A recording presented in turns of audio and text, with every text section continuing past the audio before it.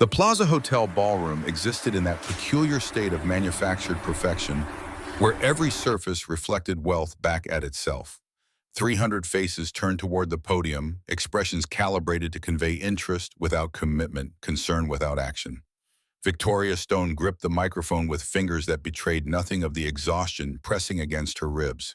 Her dress cost $4,000. She'd worn it to discuss housing for people who'd never spend $4,000 on anything in their lives. The speech flowed with the inevitability of rehearsed truth: affordable housing, community investment, sustainable development, words that meant something once before they became currency in rooms like this. Victoria watched her audience perform attention while checking phones under tables, calculating whether her project merited investment or merely applause. She'd learned to read the difference years ago, back when Matthew was alive, and they'd built this company on principles that still mattered to her even if the execution required compromise she hadn't anticipated. 2 floors above, hidden in mechanical spaces most guests forgot existed, Marcus Cole pressed his palm against an air handling unit that wheezed like emphysema. The metal vibrated against his skin, translating symptoms into diagnosis through nerve endings, trained by 15 years of listening to machines confess their failures. North bearing, wearing thin. Maybe 3 weeks before catastrophic failure, possibly less if the temperature dropped and metal contracted under stress it couldn't accommodate.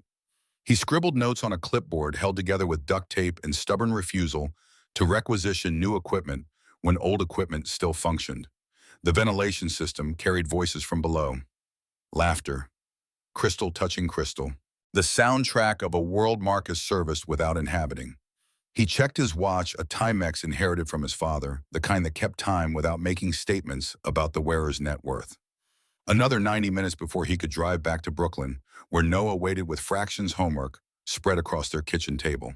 His son struggled with denominators, kept wanting to add them straight across instead of finding common ground first. Marcus understood the impulse.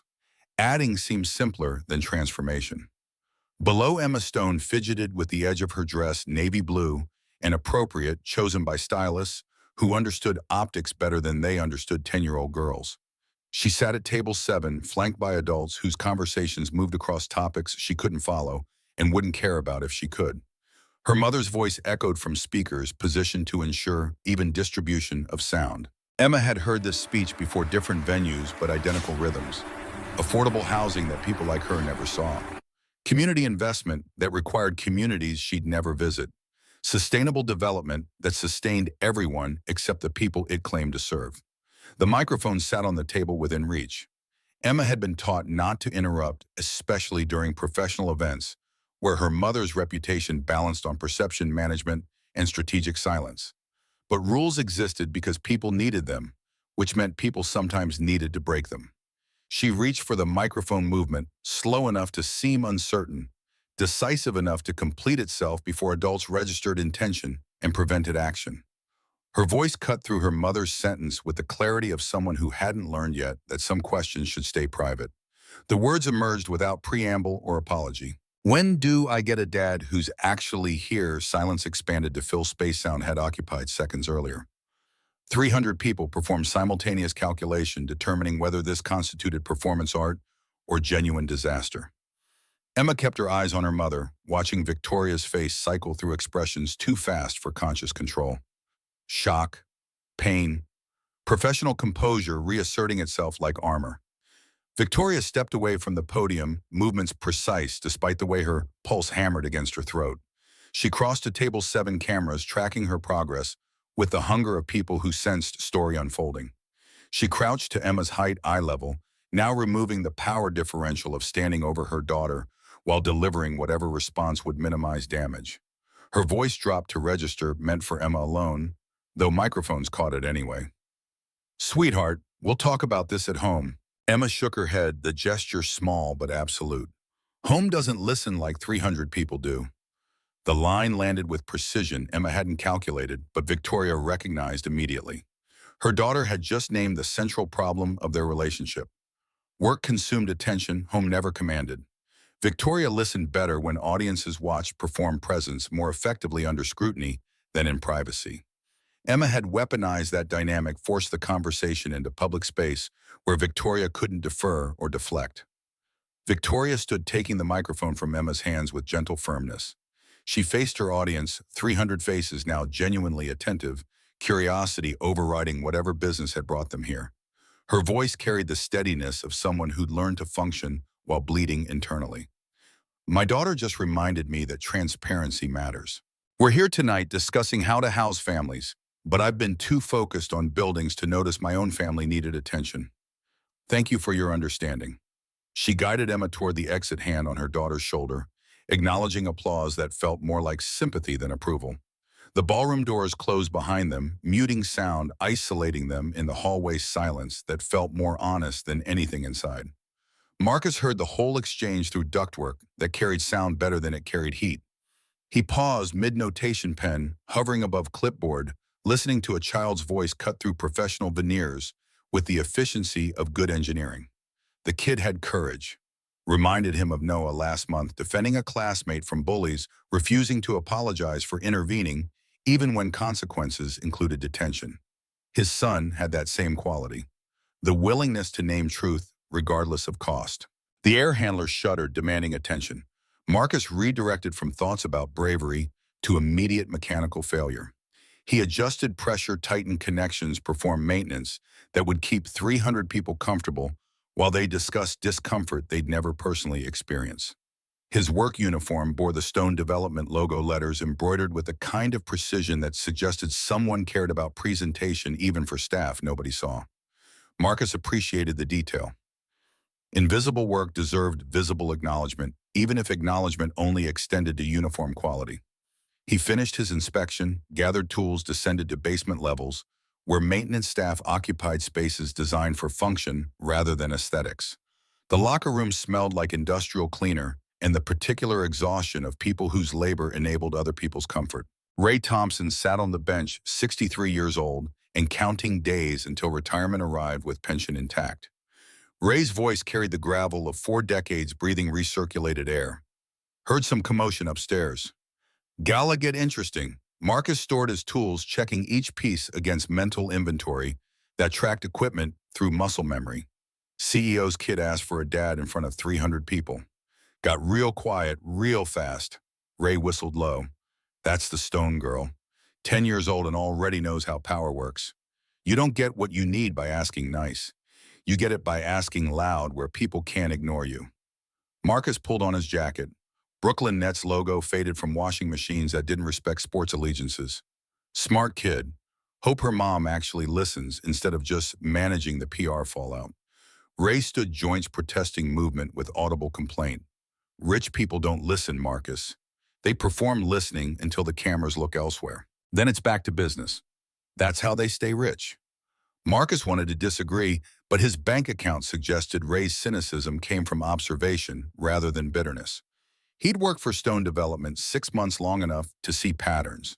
Victoria Stone treated staff better than most executives learned names approved to overtime pay without requiring justification. But those gestures existed within systems designed to maintain distance. Good bosses were still bosses. Kind employers still held power. Employees couldn't match. He drove home through streets that transitioned from Manhattan wealth to Brooklyn reality with the abruptness of crossing invisible borders. Brownstones gave way to apartment buildings. Private security became NYPD patrol cars. Tree-lined sidewalks yielded to concrete, interrupted by weeds that found purchase in neglect. Noah waited in their third-floor walk-up homework, abandoned, in favor of television that kept him company when Marcus worked late. His son looked up as Marcus entered, face brightening, with the particular relief of children who worried more than they admitted. Dad, fractions are evil. I need help. Marcus dropped his jacket, washed hands that carried traces of machine oil and honest work. Fractions are just pizza slices. The bottom number tells you how many pieces. The top number tells you how many you get. What's the problem? Noah pushed his worksheet across the table, pencil marks, showing erasures where confidence had failed. Mrs. Patterson wants us to add 3/8 plus 2/8. I got 5/16, but she marked it wrong. Marcus sat beside his son, studying a work that showed solid thinking applied to flawed assumptions. You're adding tops and bottoms separately. But the bottom number doesn't change when the pizza's already cut. 3 slices plus 2 slices from the same pizza equals 5 slices total, still from an 8-slice pizza, 5/8. Noah's face cleared understanding, replacing frustration. Oh, that actually makes sense. Why didn't Mrs. Patterson just say pizza? Because teachers sometimes forget that math is easier when it's food. They worked through homework together, Marcus explaining concepts that clicked once metaphor replaced abstraction. His son was bright, quick with patterns once someone bothered to make connections visible. Marcus wondered what Noah could accomplish with tutors and private schools resources that existed in different neighborhoods for different families. Then he stopped wondering, because that path led to resentment that helped nobody. After Noah fell asleep, stars from his nightlight rotating across ceiling in patterns that suggested cosmic order, Marcus opened his laptop to freelance work that supplemented his maintenance salary. A warehouse conversion in Queens needed load calculations for structural modifications. The contractor had submitted plans that looked impressive until Marcus noticed they'd miscalculated lateral force distribution. Wind loads in Queens differed from Manhattan because building density affected pressure. The contractor's engineer had used generic tables instead of site-specific analysis. Marcus drafted an email pointing out the discrepancy, attached corrected calculations, sent it without expecting acknowledgement beyond payment that would arrive in 3 weeks if the contractor remembered to process invoices promptly. This work satisfied something maintenance couldn't: the intellectual challenge of problems that required expertise rather than just competence. He'd been good at this once back when engineering was his profession instead of his secret.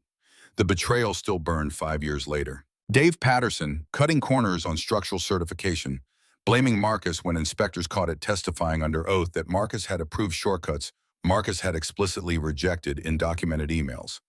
The lawsuit cleared Marcus legally but destroyed him professionally. Nobody wanted to hire the engineer who'd been involved in fraud allegations, even if he'd been the one trying to prevent them. Being right and being employable proved incompatible. He'd found work in maintenance through connections, people who knew his skills exceeded his title. The pay covered rent and groceries if he budgeted carefully and supplemented with freelance work. Medical debt from Noah's broken arm last year still demanded monthly payments that would continue for 32 more months. His ex-wife had left when the lawsuit destroyed their income, decided single motherhood in poverty held less appeal than no motherhood at all. Marcus didn't blame her. He just wished she'd visited Noah, occasionally pretended maternal instincts survived financial hardship.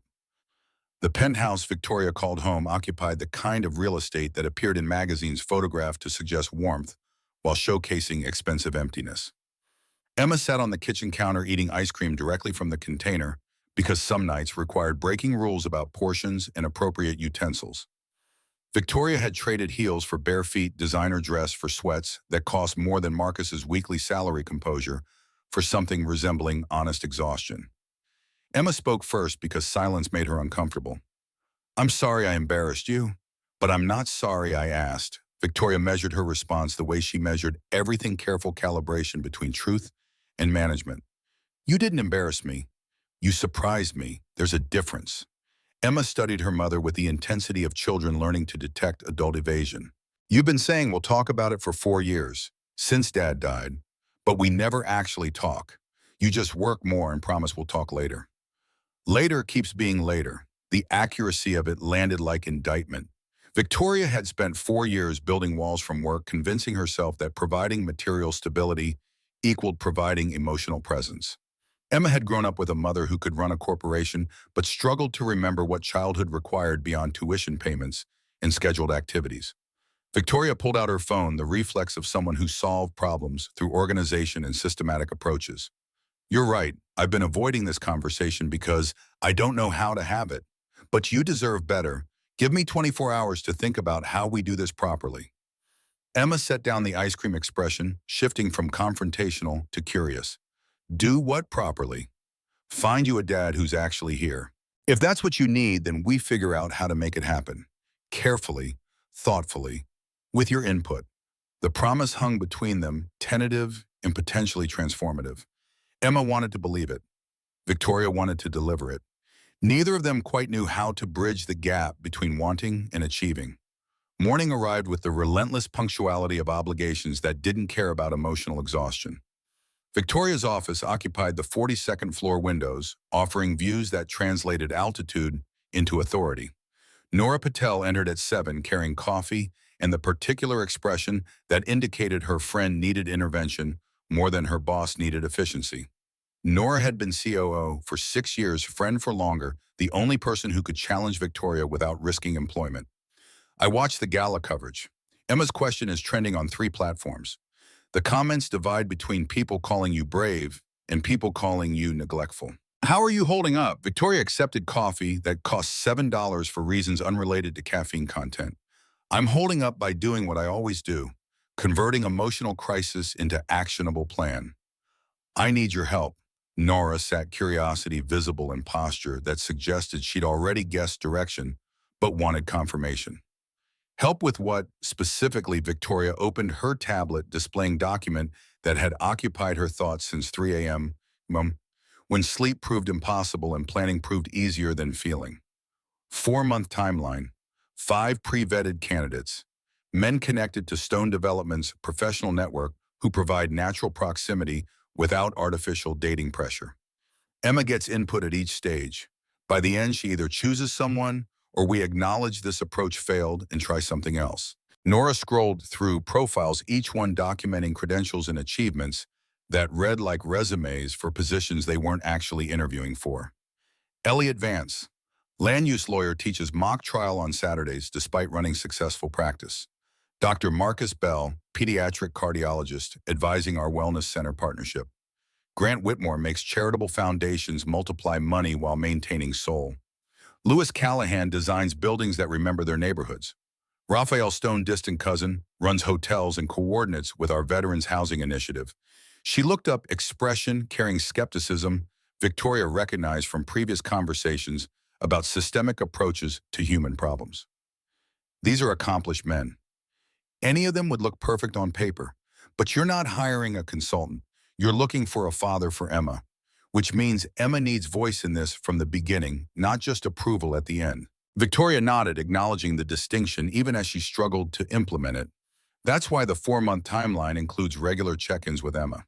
She meets them in natural context through our professional network, observes how they interact with her, with staff, with people who can't offer them anything except human dignity. We're not arranging marriage. We're creating opportunities for organic connection. Nora leaned back, coffee cooling in hands that had stopped drinking to focus on conversation that mattered more than caffeine. And what happens when none of them make Emma feel the way she felt when her dad was alive? You can't engineer family the way you engineer buildings. Love doesn't follow blueprints and timelines. The observation stung because Victoria had been thinking the same thing at 3 a.m. between spreadsheet updates and candidate research. But accepting that truth meant accepting she couldn't fix this problem through competence and careful planning. That some situations required vulnerability she'd spent 4 years avoiding. Her voice emerged quieter than she'd intended. I don't know how else to do this. After Matthew died, work became the thing I understood. Projects had timelines. Problems had solutions. Emma needed clothes and education and stability, all things I could provide through competence. But she needs something I can't measure or manage. And I'm terrified of getting it wrong because I only get one chance to be her mother. Nora reached across the desk, hand covering Victoria's in gesture that acknowledged pain without trying to fix it. Then maybe the plan isn't about finding the perfect person.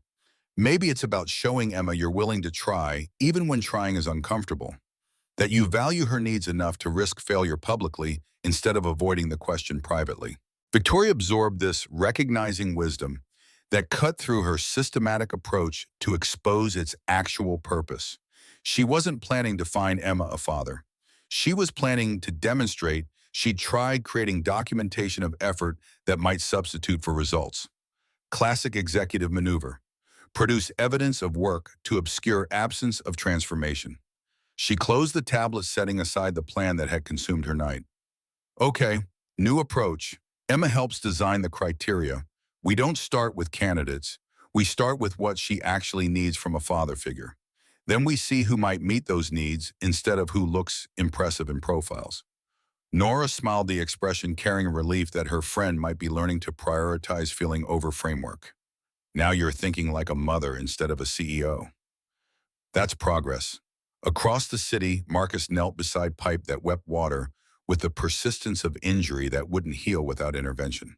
The building superintendent watched with arms crossed expression, suggesting he had already diagnosed the problem and found Marcus's careful examination excessive. Just patch it. Maintenance budget doesn't cover replacement until it fails completely. Marcus ran his hand along the pipe, feeling corrosion that had progressed beyond surface damage into structural compromise. Patching delays failure. Doesn't prevent it. This section needs replacement before winter. Water expands when it freezes. Corrosion plus expansion equals rupture, which costs more than replacement and floods apartments while we scramble for emergency repairs. The superintendent's face cycled through irritation toward resignation. Fine. Write up the work order. I'll submit it to management. They'll approve it eventually, probably after it fails and proves you right. Marcus documented specifications, noting measurements and replacement timelines that would prevent crisis if anyone bothered to act on maintenance reports before problems became emergencies. He'd learned this pattern working for Stone Development. Preventive maintenance competed with immediate costs, usually losing, because executives understood quarterly budgets better than they understood deferred consequences. He finished the inspection, gathered tools, headed towards street level, where winter morning felt less oppressive than basement corridors. His phone buzzed text from Noah's school arriving with timing that suggested trouble. Need you to call regarding Noah. Principal's office. Non-emergency but requires discussion. Marcus checked his watch, calculating time against work obligations and the flexibility his supervisor might extend for family matters. Ray would cover for him. The old man understood single parenthood, even if he'd never experienced it himself. He called the school, navigating automated systems that assumed parental availability during work hours. The principal's voice carried professional neutrality that suggested she'd delivered this message before. Mr. Cole Noah got into a disagreement with another student. Nothing physical, but the other child claimed Noah said something inappropriate about their family's wealth. I wanted to discuss it before it escalates. Marcus felt something tighten in his chest, the particular anxiety of knowing his son was learning to navigate class consciousness at 8 years old. What exactly did Noah say? According to the other student, Noah suggested that having money doesn't make you better than people without it. The other child took offense. Their parent called, expressing concern about Noah's attitude towards successful families. Marcus closed his eyes, pride and worry competing for dominance. My son expressed an opinion about economic equality. That's not inappropriate. That's being raised to understand that human worth isn't determined by bank accounts. The principal's pause suggested she agreed but couldn't say so directly. I understand your perspective, Mr. Cole, but we need to maintain harmony among all families. Perhaps you could speak with Noah about expressing his views more diplomatically. Marcus ended the call without promising anything except that he'd talk to his son. He wasn't going to teach Noah to apologize for recognizing economic injustice, but he needed to help him understand that truth-telling sometimes carried costs, and 8-year-olds shouldn't have to pay those costs alone. He picked up Noah early, claiming doctor's appointment his supervisor accepted without requiring documentation. They walked to the playground near their apartment swings, empty on a Tuesday afternoon when most kids remained in school. Noah kicked at gravel, waiting for his father to initiate conversation about why they'd left early. Marcus sat on the swing beside him, chains creaking under his weight. Principal called. Said you told another kid that money doesn't make them better than people without it. Want to tell me what happened? Noah's face set an expression Marcus recognized from mirrors. Stubbornness, masking hurt. Tyler Morrison brought his new sneakers to school, the ones that cost $300. He showed everyone and said his dad's successful, that's why they can afford nice things. Jenny Chen asked why I don't have nice sneakers. Tyler said it's probably because my dad isn't successful. Marcus felt anger burn hot, an immediate protective instinct triggered by his son facing judgment for circumstances neither of them controlled. And you said I said success means different things. That you're successful at being a good dad even if we don't have expensive sneakers. That his dad might have money, but my dad has integrity.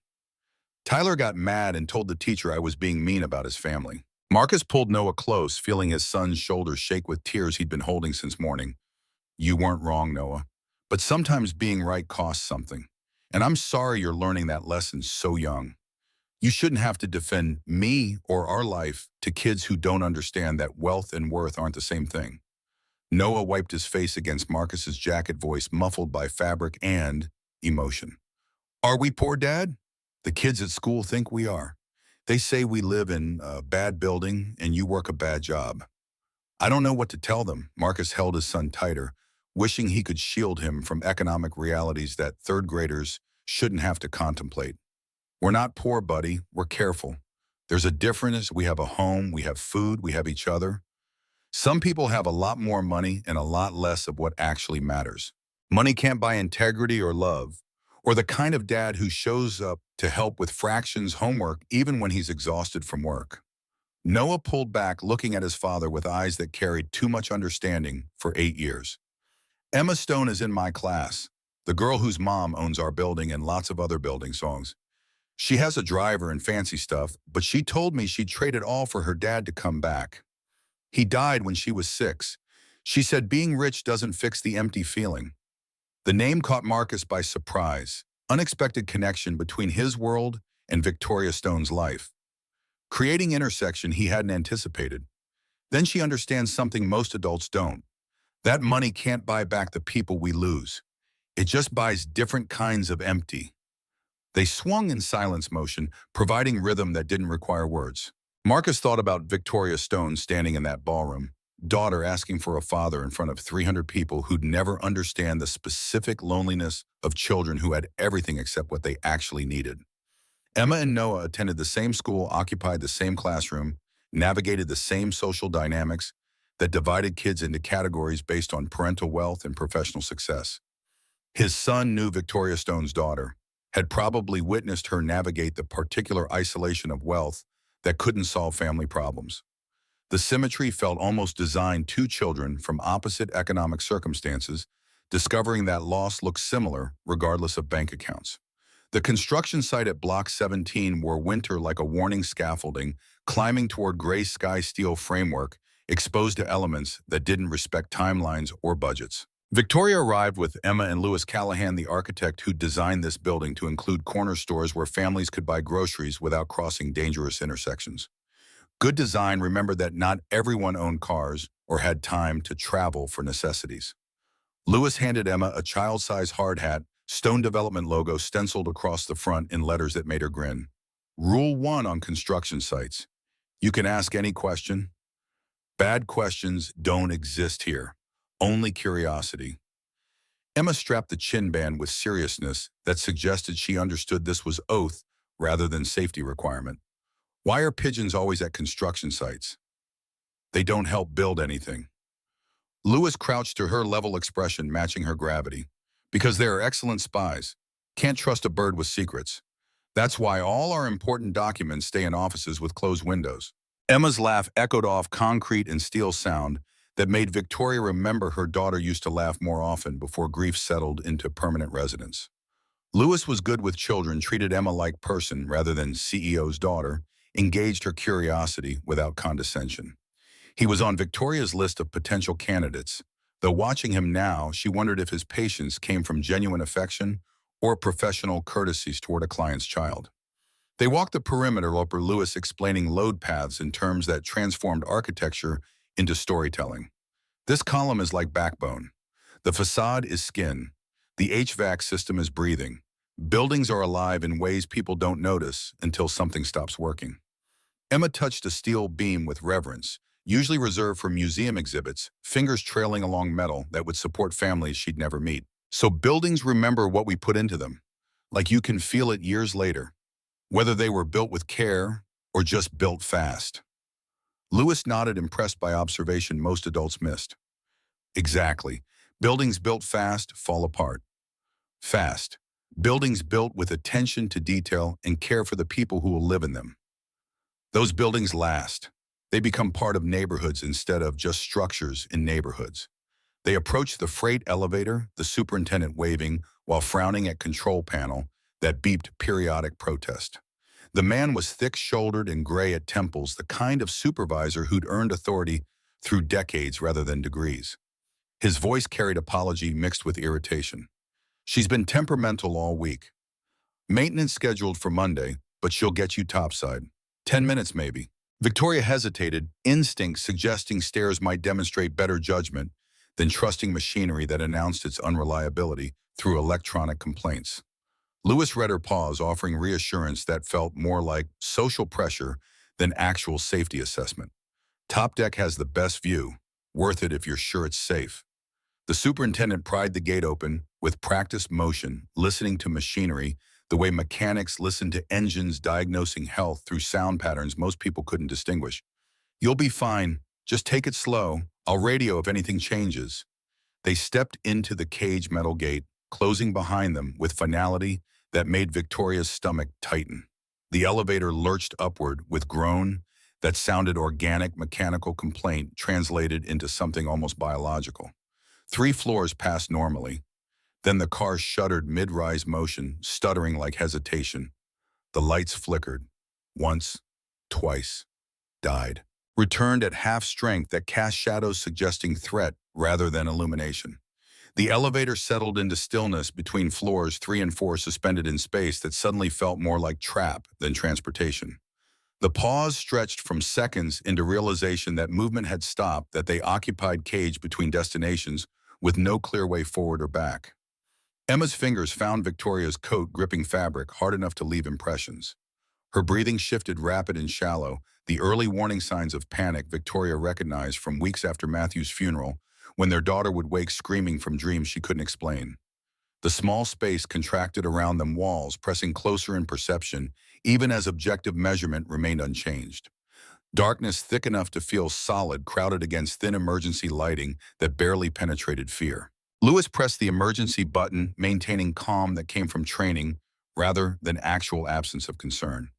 Elevator car 2 stalled between 3 and 4.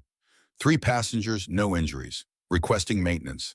A voice crackled through speaker professional distance, suggesting they had handled this situation before and knew the script. Copy. Maintenance en route. Stay calm. You're secure. But Emma's breathing had already accelerated past calm, moving toward hyperventilation that preceded full panic attacks. The air felt thick, pressing against lungs that couldn't quite expand fully. Victoria crouched to Emma's level, trying for lightness, while her own pulse hammered warnings against her throat. Look at me, sweetheart. Count my freckles. I earned them in boardrooms without windows, so there's at least 300. Emma shook her head, words coming fast and thin, like air escaping from punctured container. I can't feel the edges. Everything's too close. The air is sticky. A knock on the outer door, firm but not urgent. Then a voice that carried authority without volume, cutting through Emma's rising panic with the particular tone of someone who'd navigated emergencies before and remembered the script. Hey there. Name's Marcus. Maintenance. You're safe, I promise. Something in that voice penetrated Emma's fear. Not the false cheer of adults pretending everything was fine, but steady certainty of someone who'd been here before and knew the path out. Victoria pressed her palm against cold metal as if she could absorb that calm through molecular transmission. Marcus continued, his voice filtered through steel, but clear enough to follow. I'm going to ask you to do something with me. Pick a number between 1 and 10. Emma's response came small and scared, but present rather than lost. 7. 7. That's my lucky number too. You know what 7 means? It means we breathe like we're blowing out birthday candles. Ready in through your nose for 4 beats. Out through your mouth for 6. Can you help me practice? Victoria felt Emma's grip loosen fractionally as her daughter focused on the breathing exercise, counting aloud, matching rhythm to instruction that provided structure when everything else felt chaotic. Lewis stood silent, recognizing his role in this moment was witness rather than participant. He hadn't known what to do when Emma's panic started. This stranger through the door was handling it with competence that suggested either training or experience, possibly both. Marcus kept talking, each word measured in purposeful cadence designed to regulate rather than rush. This elevator is lying to you. It tells your brain the sky disappeared, but the sky didn't go anywhere. Your brain just forgot where the door is, so we remind it. Name 5 things you can touch right now. Emma's voice grew steadier as she focused on immediate physical reality instead of abstract fear. Metal wall, my hard hat, mom's sleeve, my own hand. Mr. Lewis's elbow. Perfect. Now, four things you hear. The humming sound, your voice, Mom's heartbeat. It's really fast. Through the door, Marcus's response carried a smile audible, even through steel. We don't judge heartbeats around here. Heartbeats are allowed to be fast when elevators forget how to move. And the fourth thing, my own breath. It's slower now. Not as scary. Outside, Marcus worked crowbar with practiced efficiency, understanding leverage and patience in equal measure. He'd been in elevators that stuck before, back when engineering was his profession instead of his secret, and he knew the mathematics of rescue. Careful progression beat desperate speed every time. The metal groaned under persuasion, yielding inch by grudging inch.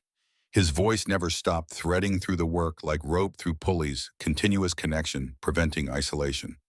I'm opening the door now. You won't fall. Elevators are stubborn, not cruel. We take it slow because slow is smart, and smart keeps everyone safe. Light cut across the elevator floor, stripe of hope widening with each minute of effort. Marcus appeared in the Gap tool belt hanging from his waist work shirt, dark with exertion, eyes carrying the kind of calm usually associated with people who'd survived worse and remembered the lessons. He didn't reach in immediately, didn't grab, just extended his hand and let Emma choose the contact.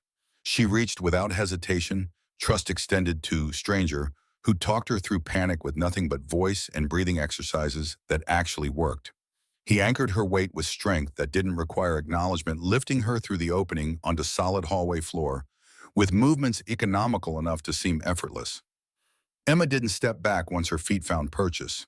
Instead, she looked up at him with expression Victoria couldn't quite parse. Gratitude mixed with something closer to recognition, as if she'd been waiting to meet him without knowing it. Emma's first words carried solemnity of someone delivering verdict. You used a nice voice, even when you were probably scared too. Marcus's response came with half smile that suggested he saved his full one for special occasions. I keep the mean voice for broken vacuum cleaners. It's less effective on people, especially people stuck in elevators who've already had a bad enough day without someone yelling at them. Lewis climbed out next, professional gratitude masking the slight embarrassment of having been useless during crisis. Then Victoria, whose relief manifested as tight grip on professional composure even as her legs remembered they'd been standing on uncertain ground. The superintendent bustled over with apologies and offers to comp dry cleaning that wouldn't be necessary but demonstrated appropriate corporate response to minor disasters.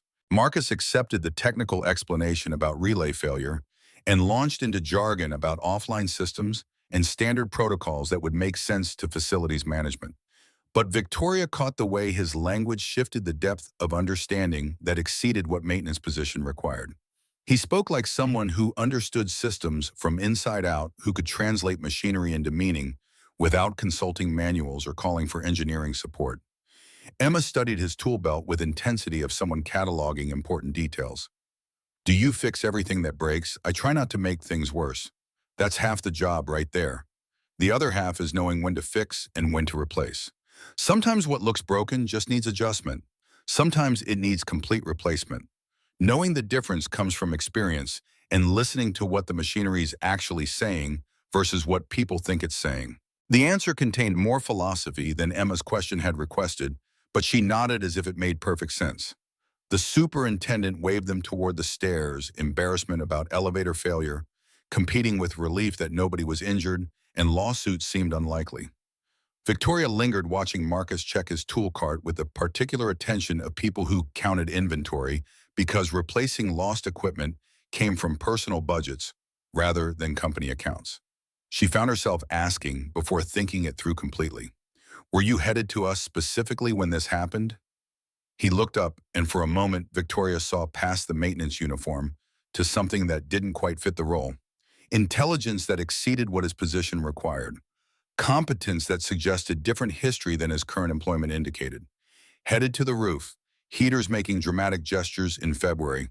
It's a whole performance up there. Metal complaining about temperature differentials, fans deciding wind is personal insult. The usual mechanical theater that keeps buildings functioning and maintenance staff employed. The comment landed somewhere between technical jargon and poetry, delivered with timing that suggested someone who understood language the way he understood elevators. as systems that could be adjusted for effect, optimized for purpose, maintained for longevity. Emma whispered to Victoria, voice carrying just far enough. Is he on the list? The dad list. Victoria kept her expression neutral, even as she felt something shift in her carefully constructed plan. The list was for scheduled meetings, pre-vetted candidates with appropriate credentials and professional connections that created natural proximity without artificial dating pressure. He just saved us in real life. Real life doesn't always follow lists. Emma's response held the kind of wisdom that came from watching adults complicate simple truths for reasons that made sense to them, but nobody else. Sometimes real life is better than lists, better than people who look good on paper but don't show up when elevators stop working. They descended via stairs, each step removing them from suspended crisis and returning them to ground level, where normal rules applied, and maintenance workers remained distinct from potential romantic partners, regardless of competence or character. But Victoria carried the memory of that voice through steel, steady reassurance that had prevented Emma's panic from escalating into full attack. She'd seen Elliot negotiate million-dollar deals with charm and precision, watched Grant make markets bend to his analysis and strategic positioning, observed Lewis transform blueprints into neighborhoods that functioned as communities rather than just housing. But this man in coveralls had done something none of them could. He'd made Emma feel safe when the ground beneath them disappeared and darkness pressed close enough to trigger primal fear. The question wasn't whether Marcus Cole belonged on her list. The question was whether her list had been measuring the wrong criteria from the beginning. Word count 7,156 words so far, continuing to reach the 18,000, 20,000 target. Monday morning arrived with reliable punctuality of debt and obligation. Stone Development headquarters lobby gleamed with cleanliness that required Marcus's presence at 5 a.m. before executives arrived to track dirt across floors he had spent 2 hours making presentable. He knelt beside baseboard panel tightening screws that had worked themselves loose through seasons of expansion and contraction, making mental notes about which sections would need replacement come spring when budgets reset and maintenance requests might actually get approved. The building settled around him with familiar sounds, elevator cables humming their vertical routes through shafts that carried people between floors they occupied temporarily. HVAC breathing life into empty spaces that would fill with meetings and phone calls, and the particular kind of work that happened in offices designed to suggest importance through altitude and square footage. Electrical system clicking through its morning routine lights, activating on timers that simulated human presence before humans actually arrived. Victoria and Emma entered through the main doors at 7:15, earlier than executives typically appeared, but later than maintenance staff who made their arrival possible. Emma spotted Marcus before her mother's stride could carry them past recognition, immediate and unfiltered by adult awareness of professional hierarchy. It's the 7 guy, the one who helped us breathe. Marcus stood wiping grease from his hands with rag that had seen cleaner days and better treatment. His response came automatic, the kind of self-deprecating humor that deflected attention. Morning, just making stuck things move again. Screws panels doors that forget they're supposed to swing. Pretty much anything that stops working the way it was designed to work. Emma approached without the hesitation adults learned through years of respecting invisible barriers that divided people into categories based on professional titles and economic circumstances. We're going to Mom's office. Want to come? You could tell us more about how buildings breathe and why pigeons are spies. The suggestion landed with the gentle absurdity of childhood logic that hadn't yet internalized corporate hierarchy or the social rules that prevented maintenance workers from joining CEOs in executive spaces unless specifically summoned for repair purposes. Marcus caught Victoria's eye, something passing between them that wasn't quite humor and wasn't quite discomfort, but an acknowledgement that Emma had just said something true that also couldn't happen according to rules neither of them had created, but both were expected to follow. His voice carried regret that felt genuine rather than performative. I don't think they let maintenance crash CEO meetings, kiddo. Different floors, different responsibilities. I fix things in basements and roofs. Your mom fixes things in boardrooms and business plans. We both fix things, just different kinds of things in different kinds of spaces. Emma's response carried conviction that suggested she'd thought about this more than her casual tone indicated. Maybe they should let maintenance go to meetings. Maybe if the people fixing buildings got to talk to the people running Buildings would work better. That seems like it would solve a lot of problems nobody bothered to ask about. Victoria filed the moment away as they continued to the elevator, but not before Marcus caught the faint curve at the corner of her mouth. The kind of almost smile that suggested Emma's comment had landed somewhere it wasn't supposed to, raising questions Victoria might actually want to answer, even if answering would require disrupting systems that function precisely because they maintain clear divisions between categories of workers. The executive meeting felt like dying by committee death, by incremental bad news delivered with professional detachment that made disaster sound like statistical variance. Paul, the project manager, spread blueprints across the glass conference table with resignation of someone delivering information he had already delivered twice to audiences who hadn't wanted to hear it and wouldn't want to hear it again. His voice carried exhaustion that predated this particular meeting. Riverton is 3 weeks behind schedule. The engineering firm can't reroute the substructure supports without full redesign. We're looking at significant delays unless someone has solutions nobody's thought of yet, which seems unlikely given how many times we've reviewed these drawings. Bo, the structural engineer on speakerphone, added his own chorus of impossibility, technical specifications wrapped in pessimism that might be realism, depending on whose expertise you trusted.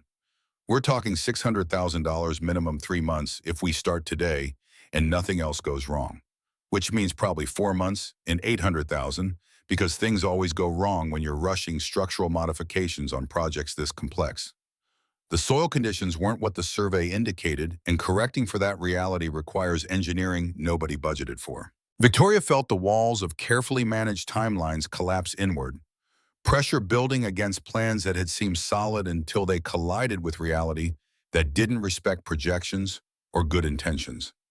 Riverton represented housing for 120 families, the centerpiece of next year's portfolio, leverage for 2 philanthropic partnerships that depended on Stone Development's reputation for delivering impossible projects on time without compromising quality or safety.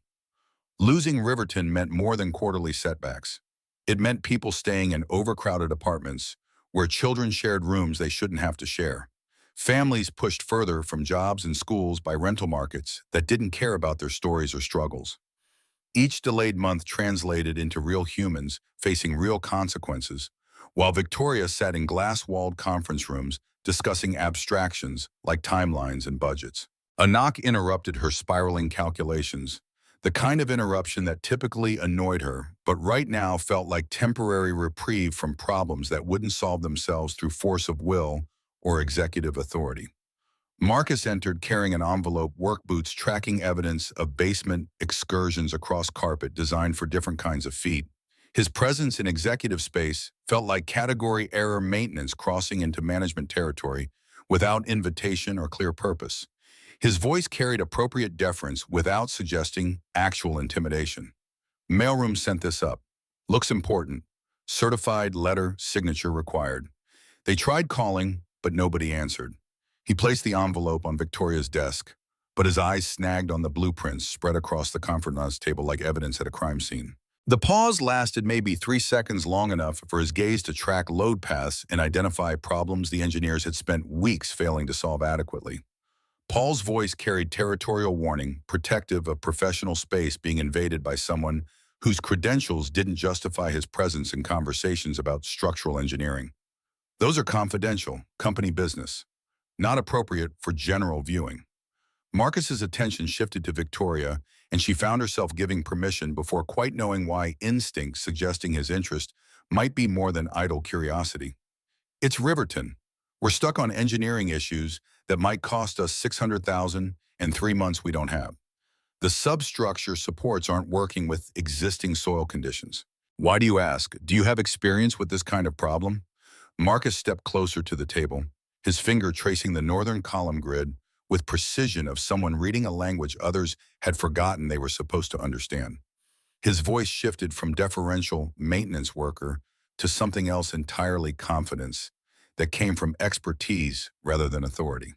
Load transfer bottleneck right here.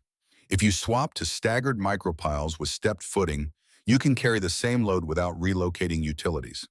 Installation time cuts by about 2/3 because you're working with smaller equipment and don't need the extensive excavation your current approach requires. The stepped footing distributes pressure across wider soil profile, which addresses the ground condition variance without requiring uniform bearing capacity across the entire foundation footprint. The room achieved the particular silence that follows unexpected competence, the moment when assumptions collide with reality and everyone needs to recalculate what they thought they knew about who possessed expertise and who merely occupied space. Paul blinked twice, recalculating assumptions about maintenance workers who spoke fluent engineering, who could read blueprints and identify solutions that actual engineers had missed or deemed too complicated to implement. That's actually not bad. That could work. The micropile approach addresses the soil variance issue while keeping us on existing timeline if we start immediately. Victoria leaned forward, some instinct recognizing this wasn't lucky guessing or casual observation, but demonstration of skills that exceeded what his employment suggested he possessed. What did you do before maintenance work? Where did you learn to read structural drawings and solve engineering problems nobody else could solve? Marcus straightened something in his posture, suggesting this was story he'd learned to tell. Without emotion, facts delivered as facts without requiring sympathy or judgment. Project manager, civil engineering, Shaw and Associates. That was 5 years ago, before a bad lawsuit and worse friend taught me about humility and the difference between being right and being employable. Turns out those aren't the same thing when people with more power than ethics decide you're the problem. The structural engineer's voice crackled through the speaker, professional curiosity overcoming initial skepticism. Who is this? Those are good observations. The micropile approach could actually solve this if we run numbers to confirm load distribution works according to building code requirements and safety margins. Marcus Cole. I mop floors and fix elevators now, but the math still works the same way it did when engineering was my profession instead of my secret. Physics doesn't care about job titles or who got betrayed by business partners who testified under oath that corners I refused to cut were actually my idea. Victoria made a decision that felt like stepping off carefully marked path. Her 4-month plan had outlined deviation that might be mistake, or might be recognition that her plan had been measuring wrong variables from the beginning. Can you run those calculations? Confirm this approach works according to code and safety margins. We'd pay consulting rate for your time and expertise, proper contract through our engineering services budget. Marcus shrugged the gesture, carrying neither false modesty nor inappropriate pride, just acknowledgement that he still possessed skills people occasionally needed, regardless of how he currently earned his living. Professional itch. Consider it my way of making sure good projects don't die of paperwork and inadequate engineering. No charge unless you decide to implement the solution and need full drawings and specifications, which would require more time than I can do as favor. That evening at 9:17, Victoria's inbox pinged with email from address that had never appeared in her corporate correspondence before. Subject line reading, Riverton Load Transfer Preliminary. The attached PDF opened to reveal diagrams that belonged in presentations from firms charging 5 figures for consultation, clean and precise, annotated with field notes that suggested experience beyond theoretical knowledge, practical understanding of how buildings actually got built versus how they looked on paper. At the bottom, a single line that made Victoria pause mid-scroll. Victoria, no guarantees, but this is the path I'd bet my own roof on. Marcus. She sat at her kitchen counter reading the document while Emma slept upstairs and the city performed its nightly transformation from business to life, office lights dimming as apartment lights brightened restaurants, filling with people who spent days in meetings and spent evenings recovering from them. The work was exceptional, the kind of solution that made complex problems look obvious in retrospect, elegant simplification that required deep understanding to identify. But what caught her attention was the note itself, the casual confidence of someone willing to stake personal property on professional judgment metaphor that suggested his roof mattered to him the way this project mattered to her. 2 days later, the City Review Board approved the modified plan without revision, bureaucratic miracle that typically required months of negotiation and compromise. Riverton jolted back into motion, deadlines shifting from impossible to merely ambitious, 120 families moving closer to housing they desperately needed, and Stone Development had promised to provide. Victoria found Marcus in the sub-basement where he was coaxing stubborn waterline into cooperation with tools and patience in equal measure. She didn't announce herself immediately, just watched him work. The economy of motion that came from years of practice. The way he listened to pipes, the way doctors listened to heartbeats, reading diagnosis from sound patterns that told stories about pressure and flow and stress points that would fail if nobody paid attention.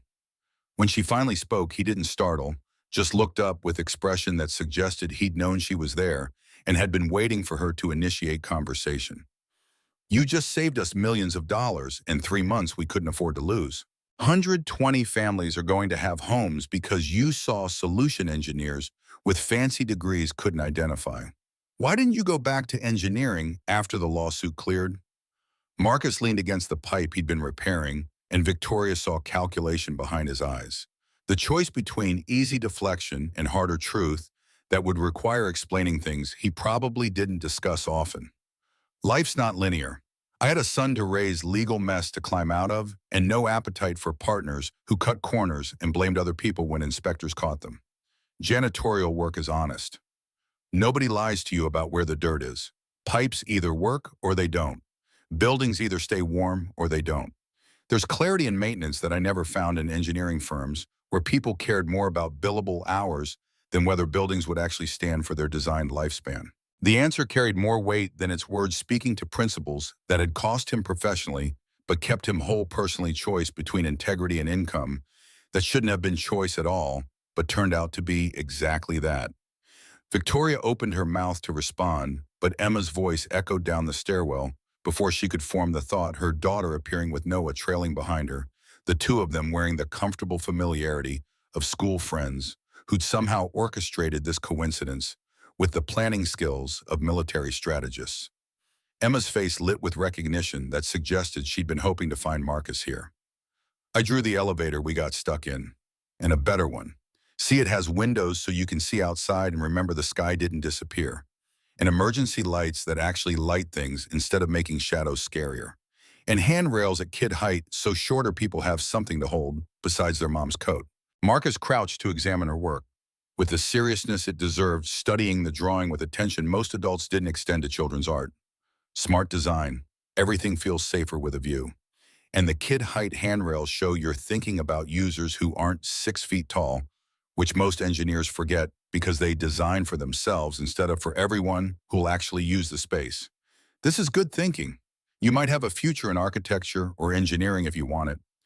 Victoria watched the interaction, noting how Marcus looked at Emma, not with the indulgence adults often showed children they were trying to impress, but with genuine attention, as if her opinions already held value worth considering. It was small thing, easy to miss. But Victoria had spent years learning to read people through what they didn't say as much as what they did. Marcus treated Emma like person whose ideas mattered rather than child whose ideas were cute, but ultimately irrelevant. Noah shifted beside Emma, 8-year-old solidarity evident in posture that suggested he'd learned something from watching his friend get real attention from an adult who actually listened. Can we show them the model, the one we built for the school project about designing better buildings for families? Emma nodded enthusiastically, pulling out her phone with the casual competence of children who'd been navigating technology since before they could read. We interviewed families about what they wish buildings had. Then we designed a model that includes all their ideas. Laundry rooms on every floor so people don't have to carry heavy bags upstairs.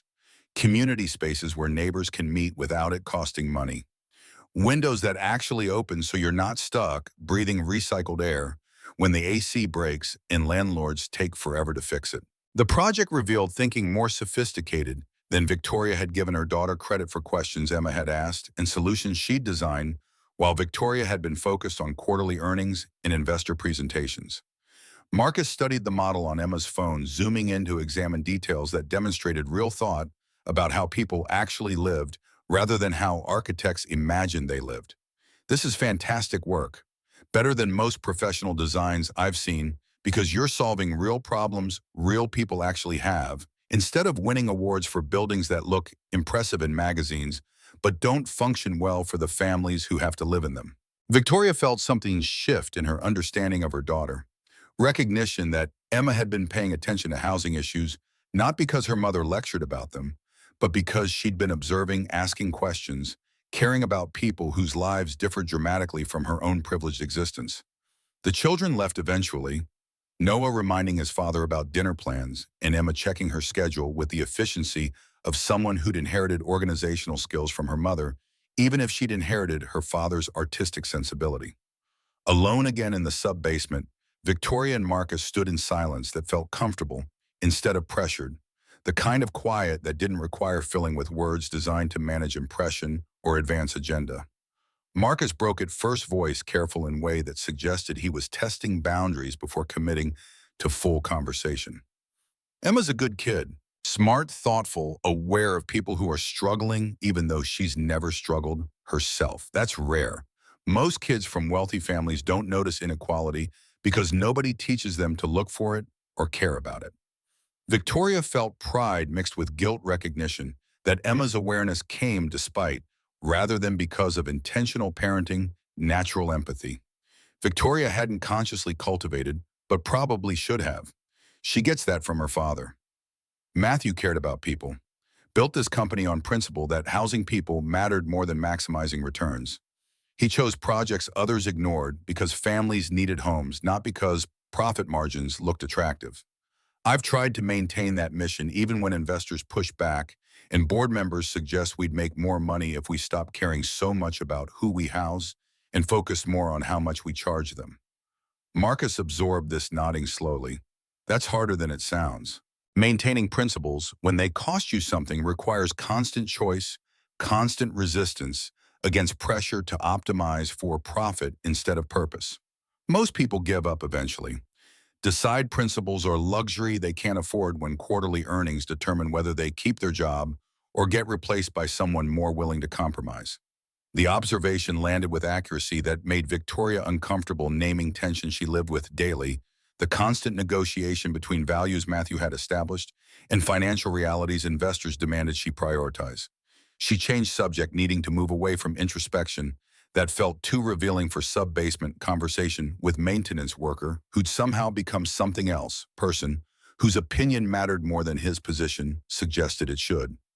Emma asked if you were on my list. The list of potential father figures I'm supposedly evaluating systematically over 4-month timeline with pre-vetted candidates and structured interaction opportunities designed to allow organic connection without artificial dating pressure.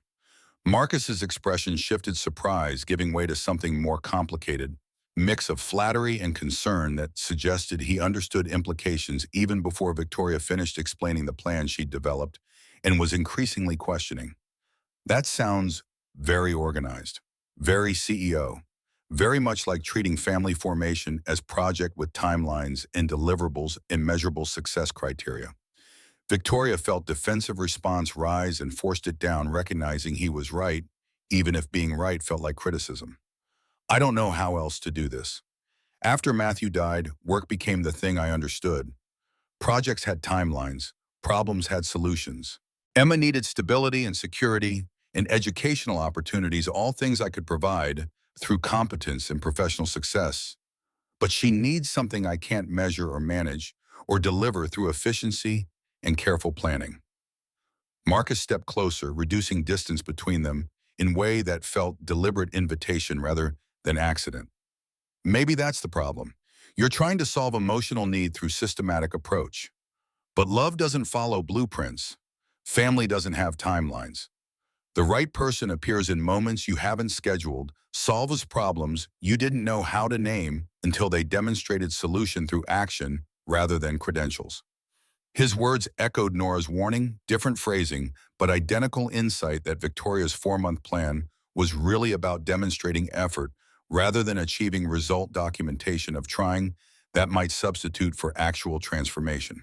She met his eyes, seeing intelligence there that matched her own, complimented it, challenged it in ways that felt uncomfortable and necessary simultaneously.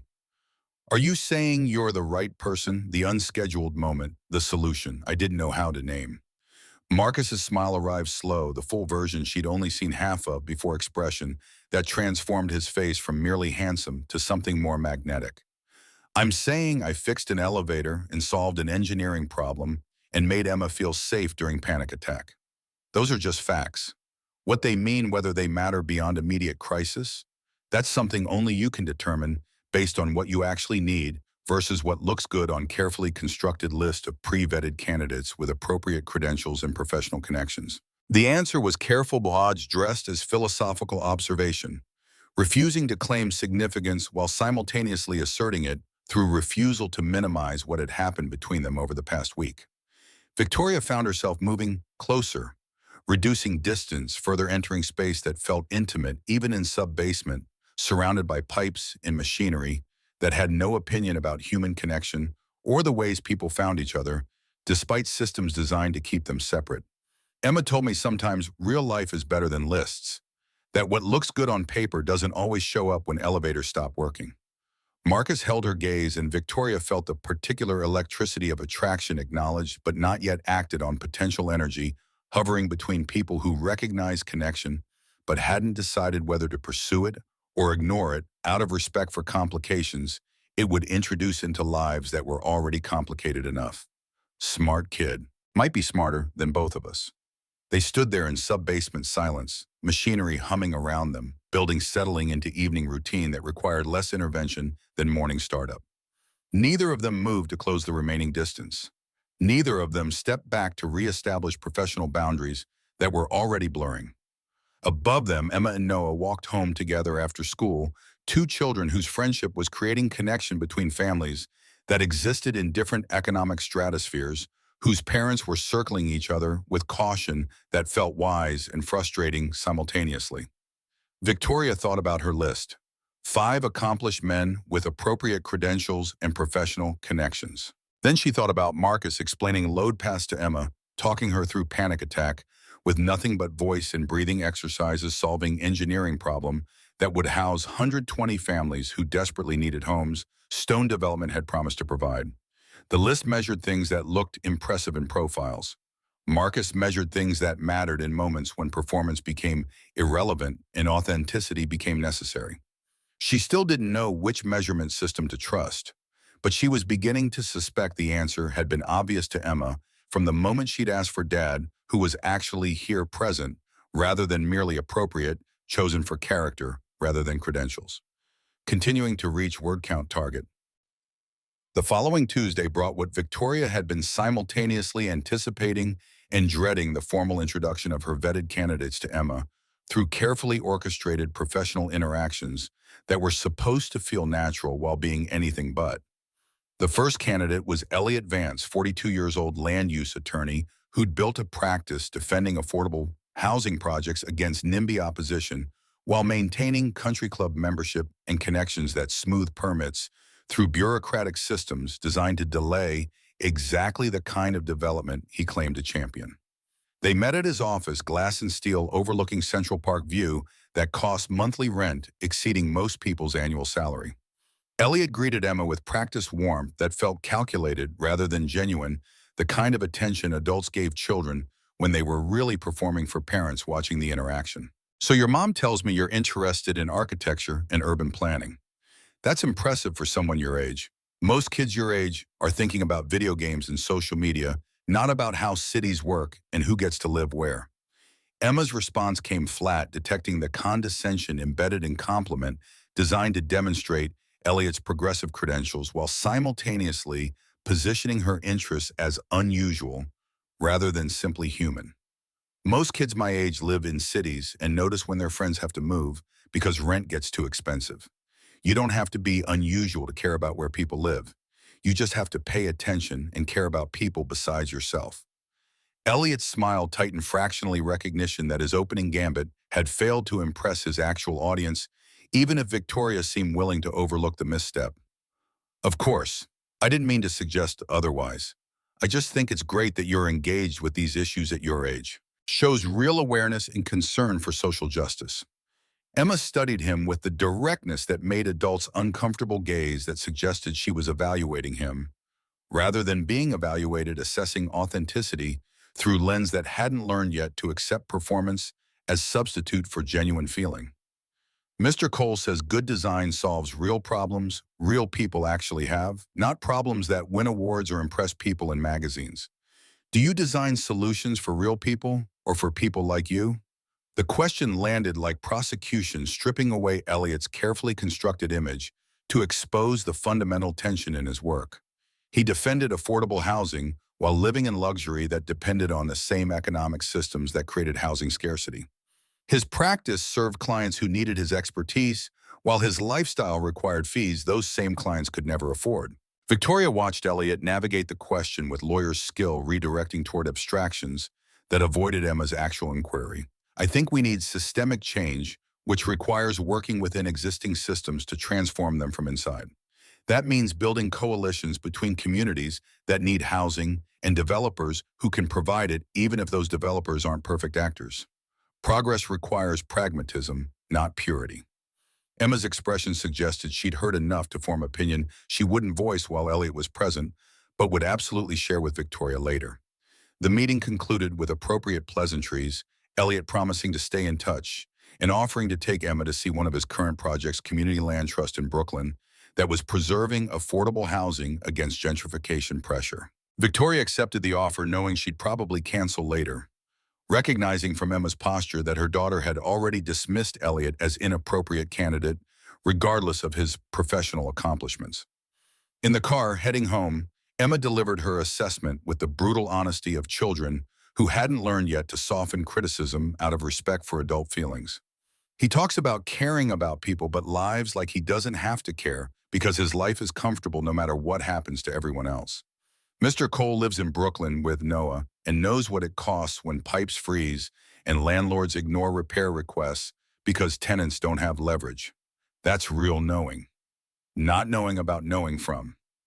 Victoria absorbed her daughter's distinction, recognizing it exposed the central problem with her entire approach. She'd been searching for men who knew about social justice, who could discuss housing policy and community development with sophistication that impressed other professionals.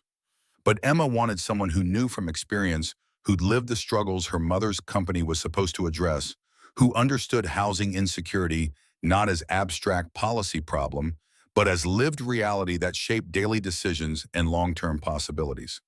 The second candidate was Dr. Marcus Bell, pediatric cardiologist, who'd been consulting on Stone Development's Wellness Center partnership, designing health services for low-income families, who typically lacked access to preventive care. He met them at the clinic, white coat and stethoscope, creating impression of authority and expertise that Emma seemed to respect more than she'd respected Elliot's suit and corner office. Dr. Bell knelt to Emma's level, examining a wooden model heart on his desk, while explaining blood flow through chambers and valves with metaphors that made medicine accessible rather than intimidating.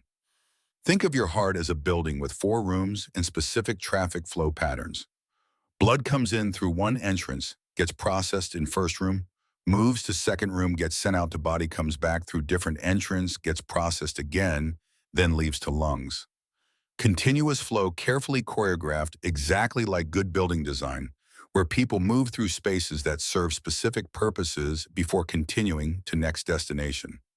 Emma engaged with genuine interest, asking questions about valve function and what happened when flow patterns broke down, demonstrating curiosity that seemed to please Bell, even as Victoria recognized her daughter was testing him, evaluating his patience and willingness to treat her questions as legitimate rather than merely cute.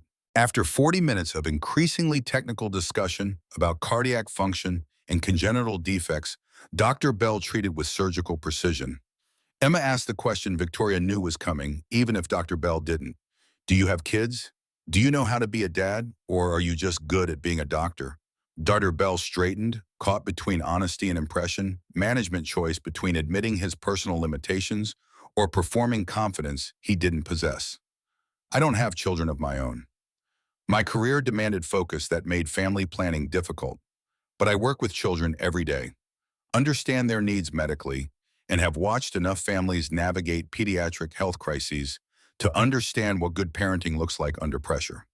Emma nodded, expression revealing nothing about whether she found this answer adequate or disqualifying. Thank you for being honest.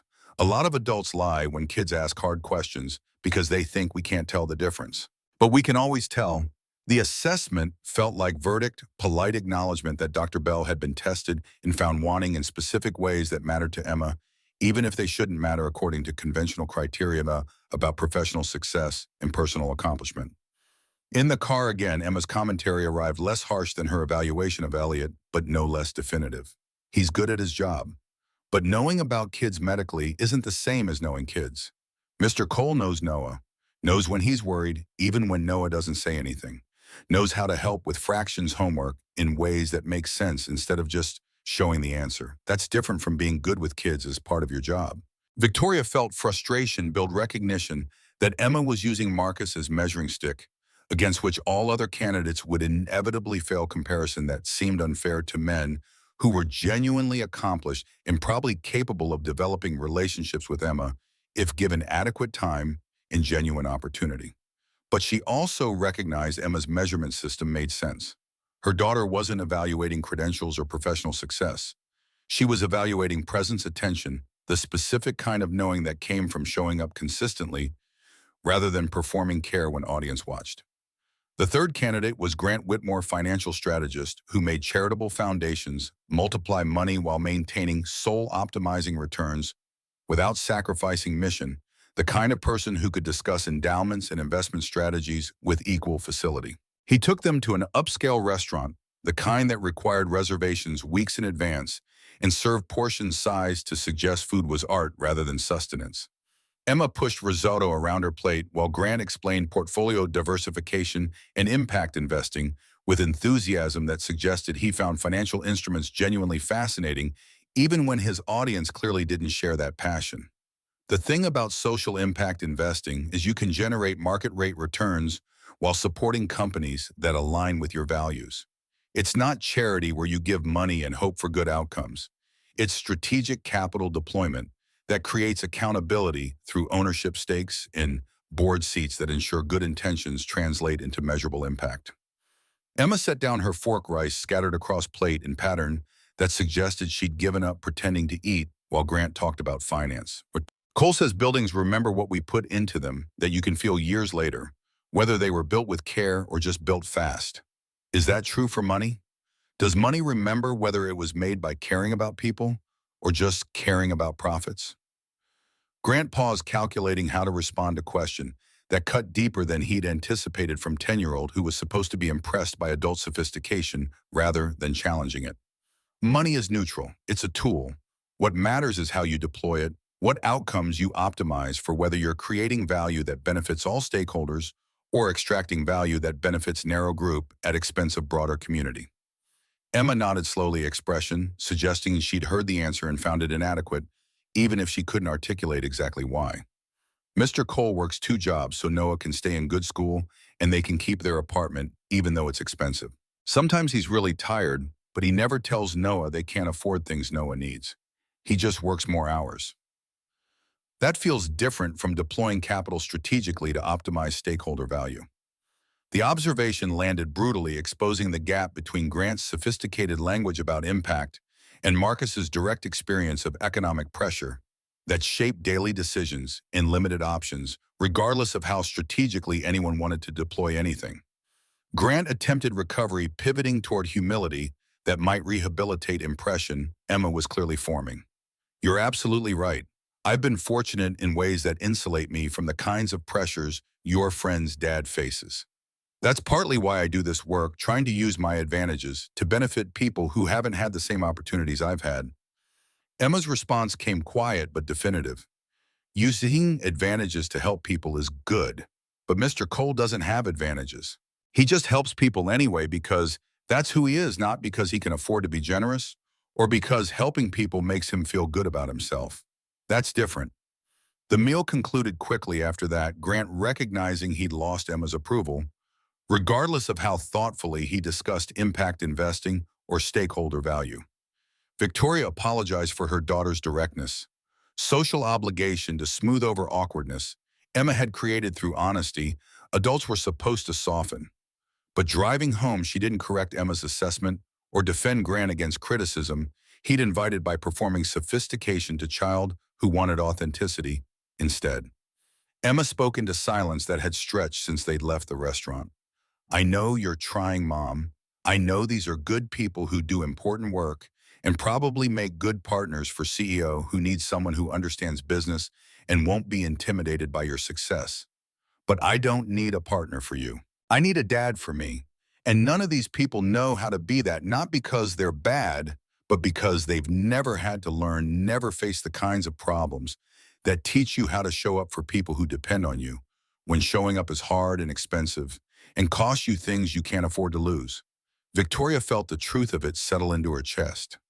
Recognition that her 4-month plan had been measuring exactly wrong variables, optimizing for adult relationship compatibility instead of parental capacity, selecting for professional accomplishment instead of personal character tested by actual hardship.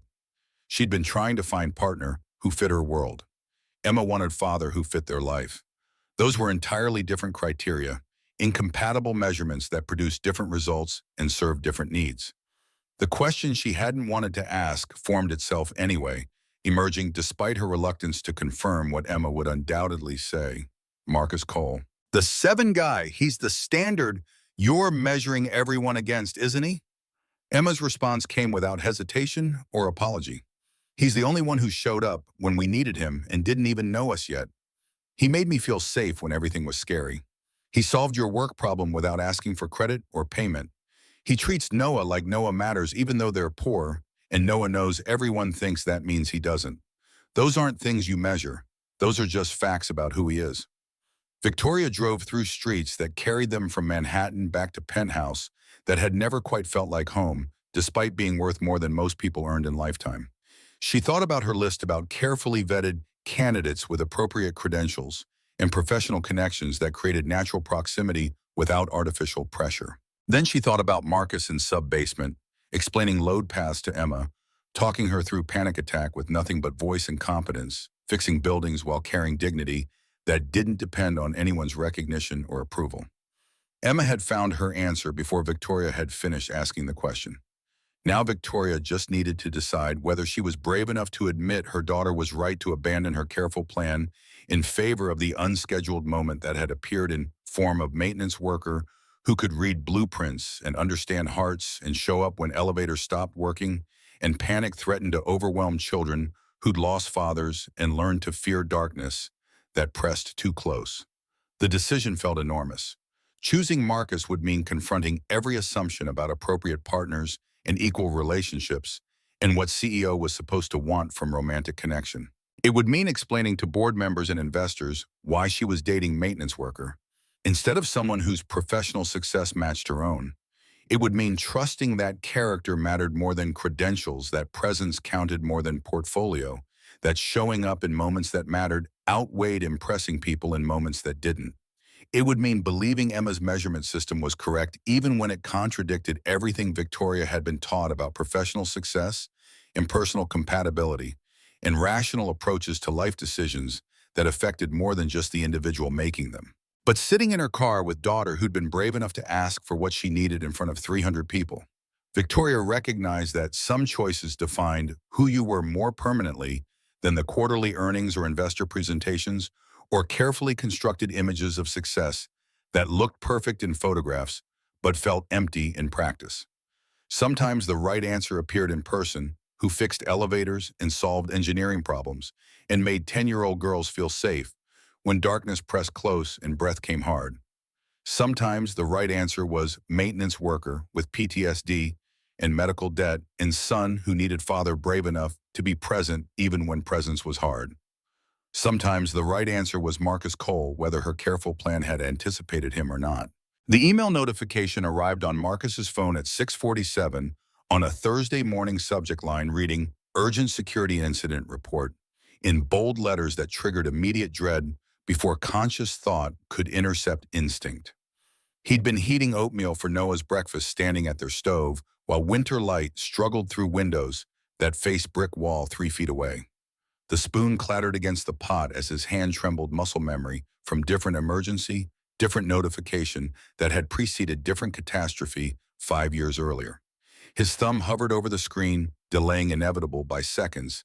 That wouldn't matter but felt necessary anyway. The email came from Stone Development's security department copied to HR and facilities management language, formal enough to signal consequences without specifying their nature yet. Marcus forced himself to read words arranging themselves into accusation that felt both unexpected and grimly familiar. Security audit identified unauthorized access to confidential project files. System logs show your credentials accessed Midtown Tower atrium drawings on Friday evening at 6:48 files subsequently reported missing from secure server. Pending investigation, you are placed on immediate suspension with pay. Report to HR at 9 this morning to discuss findings and next steps.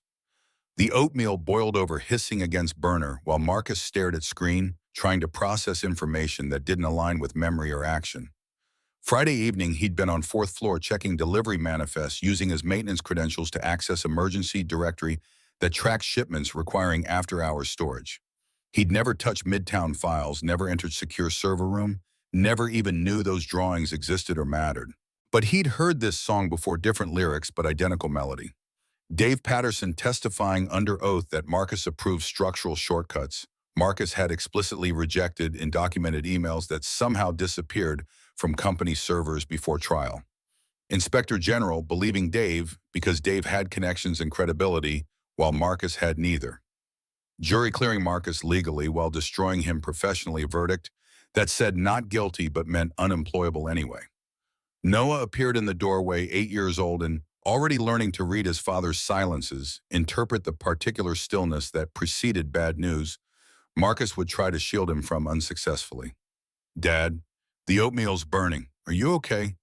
Marcus turned off the burner, scraping burnt remains into sink while forcing his voice toward normalcy that felt like performance he'd rehearsed too many times. "Work thing. Nothing to worry about. Just need to go in early for meeting." Noah's expression suggested he didn't believe the reassurance but wouldn't push, because that's what they did, maintain fictions that protected each other from truths that couldn't be fixed through honesty. The HR office occupied basement level, deliberately positioned to ensure difficult conversations happened in spaces designed for function rather than comfort. Marcus arrived at 8:55 early because being early was only control he possessed over situation that would unfold according to script he hadn't written but would be forced to perform anyway. Janet Morales sat behind the desk bearing framed photographs of grandchildren Marcus had never met, her expression carrying professional sympathy that might be genuine or might be training designed to soften terminations and suspensions with appearance of human feeling.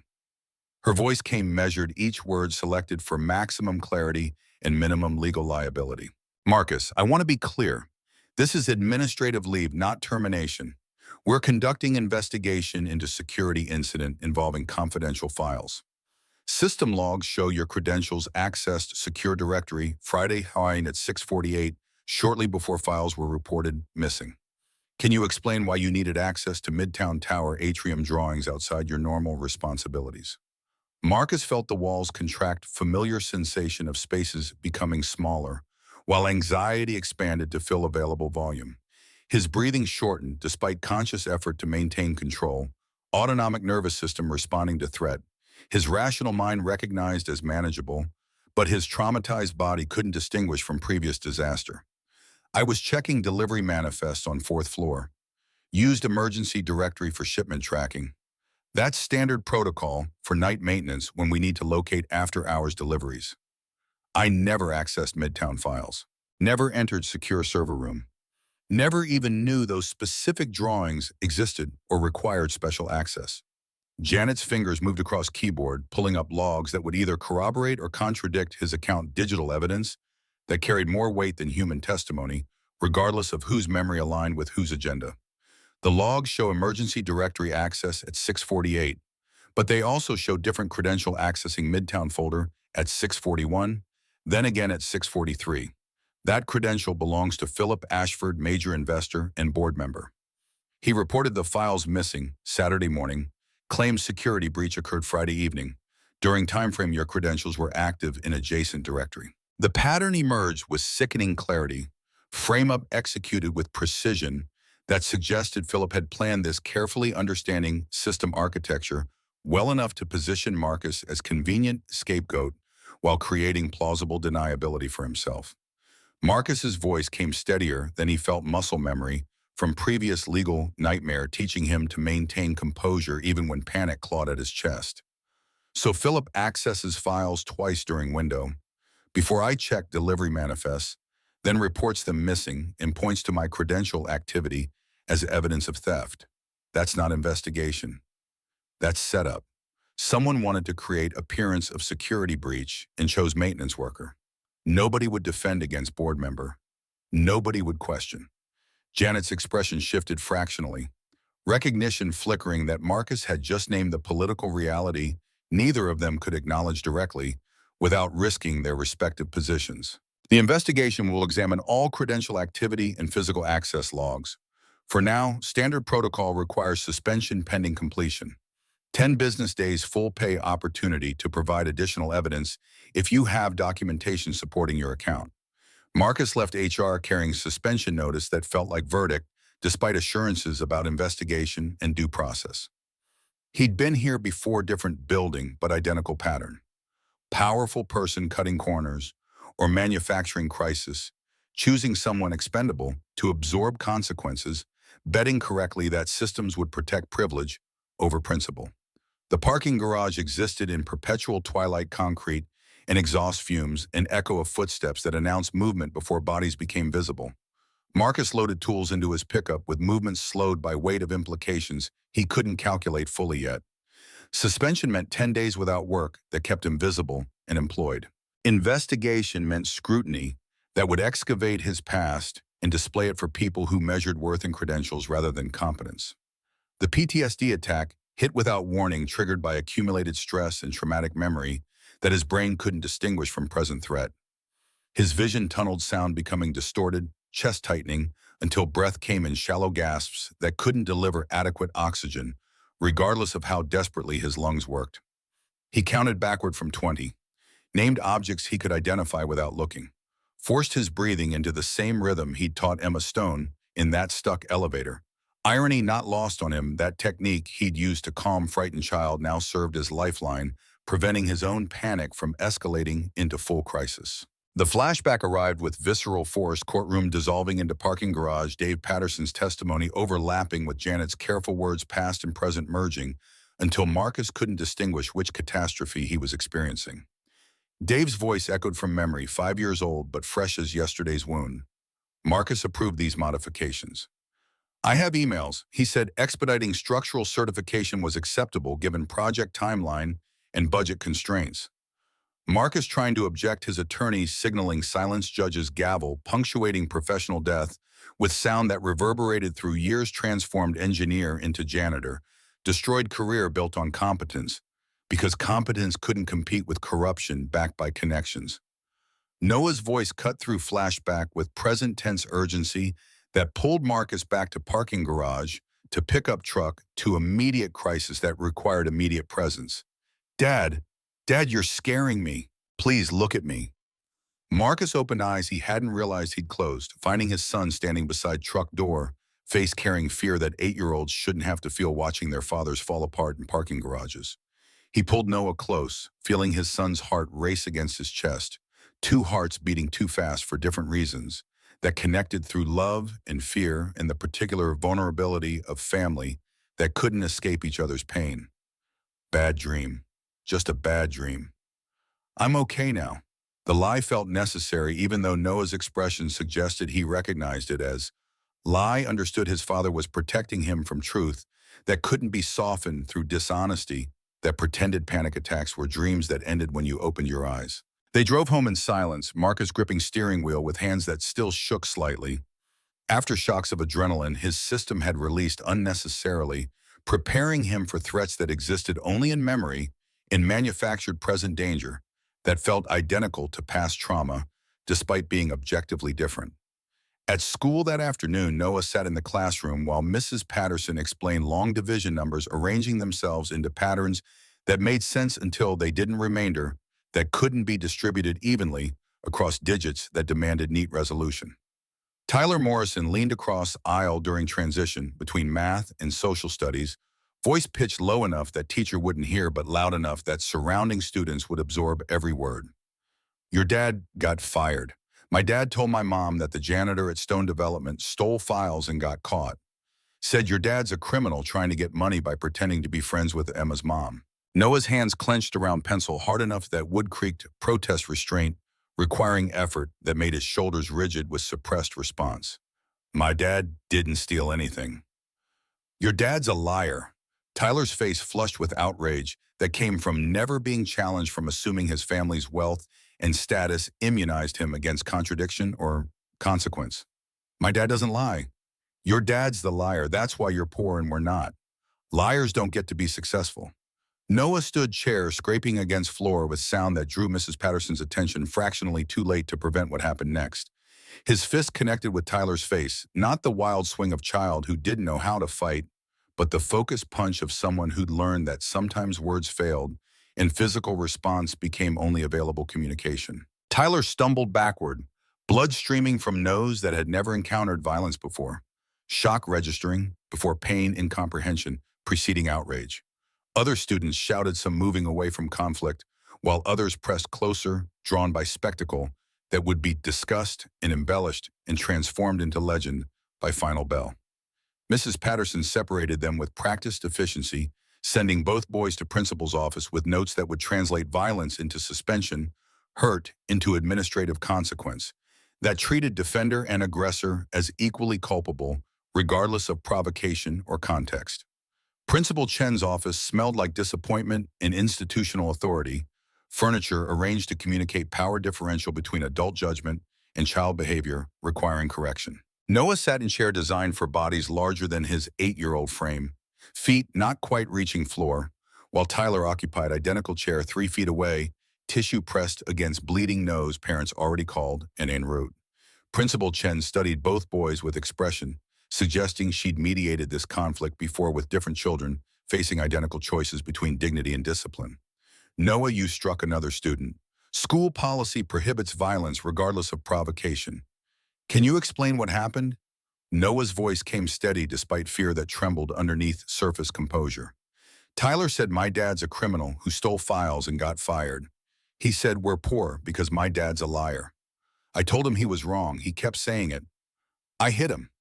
Principal Chen turned to Tyler, whose expression carried outrage that Noah had dared to challenge family narrative that usually went uncontested.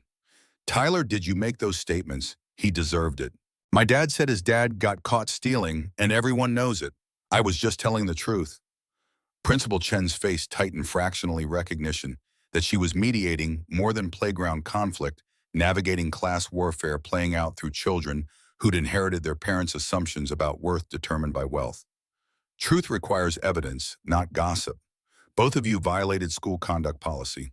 Noah, violence is never acceptable response to words, however hurtful. Tyler, you made accusations without evidence and provoked confrontation through deliberate cruelty. You'll both serve 3-day suspension. Your parents have been notified. Marcus arrived 30 minutes later, having driven from Brooklyn, where he'd been trying to organize freelance work that would supplement lost maintenance income during suspension. He found Noah in attendance, office face set in expression. Marcus recognized from Mirror's stubborn dignity, masking hurt that ran deeper than physical injury.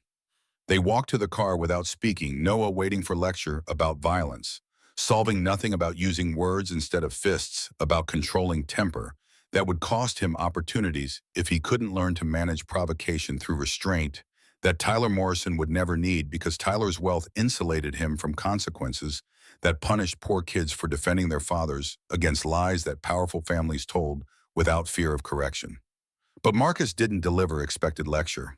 Instead, he drove to playground near their apartment swings empty on Thursday afternoon and sat beside his son in silence that acknowledged pain neither of them could fix through conversation, that pretended pain wasn't legitimate response to injustice, that targeted them specifically for economic status. They couldn't change through better choices or harder work. Finally, Noah spoke, voice carrying frustration that had been building through years of learning that other kids measured worth through metrics he'd never control. Tyler said, you got fired for stealing. All the kids were listening. Jenny Chen asked if we're criminals now. I didn't know what to say, so I hit him because words weren't making it stop. Marcus pulled Noah close, feeling his son shake with tears he'd been holding since morning, 8 years old, and already learning that defending your family costs something when your family lacked power to defend itself. I'm not fired. I'm on suspension while they investigate what actually happened. Someone lied about me. Someone powerful who knows the system will believe him over me because that's how systems work. They protect people with power and punish people without it. You weren't wrong to defend me. but you're learning the hard way that being right and being punished aren't mutually exclusive. Noah wiped his face against Marcus's jacket, voice muffled by fabric and emotion. Are we going to be okay? Are they going to take our apartment? Are you going to jail? Marcus held his son tighter, wishing he could promise safety. He couldn't guarantee security. That depended on investigation results. He couldn't control future that felt increasingly uncertain with each hour that passed. We're going to fight. We're going to tell the truth. And we're going to hope that truth matters more than power, even though history suggests that's optimistic. But we don't give up, Noah. We don't run. We stand in truth until it wins, or until we've exhausted every option for making it win. The Lakeshore Executive Retreat occupied upstate property where old money gathered annually to discuss portfolios while performing casualness in expensive sportswear. Victoria arrived Friday evening, knowing her presence would register as either courage or foolishness, depending on how the weekend unfolded and whether she could navigate social dynamics that treated business as warfare disguised as friendship. Philip Ashford held court near the bar, surrounded by investors whose capital funded stone development projects, and whose approval Victoria needed to maintain authority against board members who questioned her judgment increasingly openly. His expression upon seeing her arrival carried calculation that suggested he'd expected her attendance and prepared accordingly. Victoria, glad you made it. We should discuss Midtown Tower and the unfortunate security situation. Assuming your investigation has produced clarity about what happened and how we prevent similar breaches going forward. His tone performed concern while communicating threat, suggesting he controlled narrative about Marcus's suspension and expected Victoria to accept his version of events or face consequences for defending employee against investor. She met his gaze with composure that required effort she wouldn't acknowledge. The investigation is ongoing. Preliminary findings suggest the situation is more complex than initial reports indicated. We'll have full picture by Monday. Until then, I'm not making assumptions about guilt or innocence based on convenient timing and circumstantial access logs. Philip's smile tightened recognition that Victoria had just named his frame-up, without accusing him directly, signaling she knew exactly what he'd done while maintaining plausible deniability that protected her from overt confrontation before she'd assembled complete evidence. Convenient timing. Interesting characterization. Some might say a maintenance worker accessing secure directories outside his responsibilities during time frame when files went missing is more than circumstantial, especially maintenance worker with questionable professional history involving previous employer in legal complications. The threat landed clearly, Phillips signaling he'd researched Marcus's background and prepared to weaponize lawsuit that had cleared Marcus legally but destroyed him professionally. Victoria felt anger burn hot beneath professional veneer, protective instinct triggered by investor attacking employee who couldn't defend himself against power. Philip wielded through capital and connections. And some might say board member accessing same files immediately before reporting them missing is more than coincidental. Especially board member who's expressed concern about certain employees gaining visibility that threatens his influence over company direction and executive decisions. The words emerged sharper than Victoria intended, confrontation escalating beyond professional disagreement into personal conflict that would have consequences regardless of who won immediate exchange. Philip's expression hardened, abandoning pretense of friendly concern for something closer to naked hostility. Careful, Victoria, your judgment has been questioned before. Defending maintenance worker against investor concerns will only intensify board discussions about whether you're prioritizing personal relationships over fiduciary responsibilities. Some decisions define leadership more permanently than quarterly results. He walked away before Victoria could respond, leaving her standing near bar, while other guests performed not noticing, pretending they hadn't witnessed confrontation that would be discussed in whispers and transformed into leverage by people who collected information like investment instruments deployed strategically when opportunity presented itself. Back in her room, Victoria called the forensic investigator she'd hired independently, unwilling to trust corporate IT, whose findings might be influenced by pressure Philip could apply through board connections. The investigator's voice carried professional neutrality that suggested he'd seen corporate warfare disguised as security breaches often enough to recognize patterns immediately.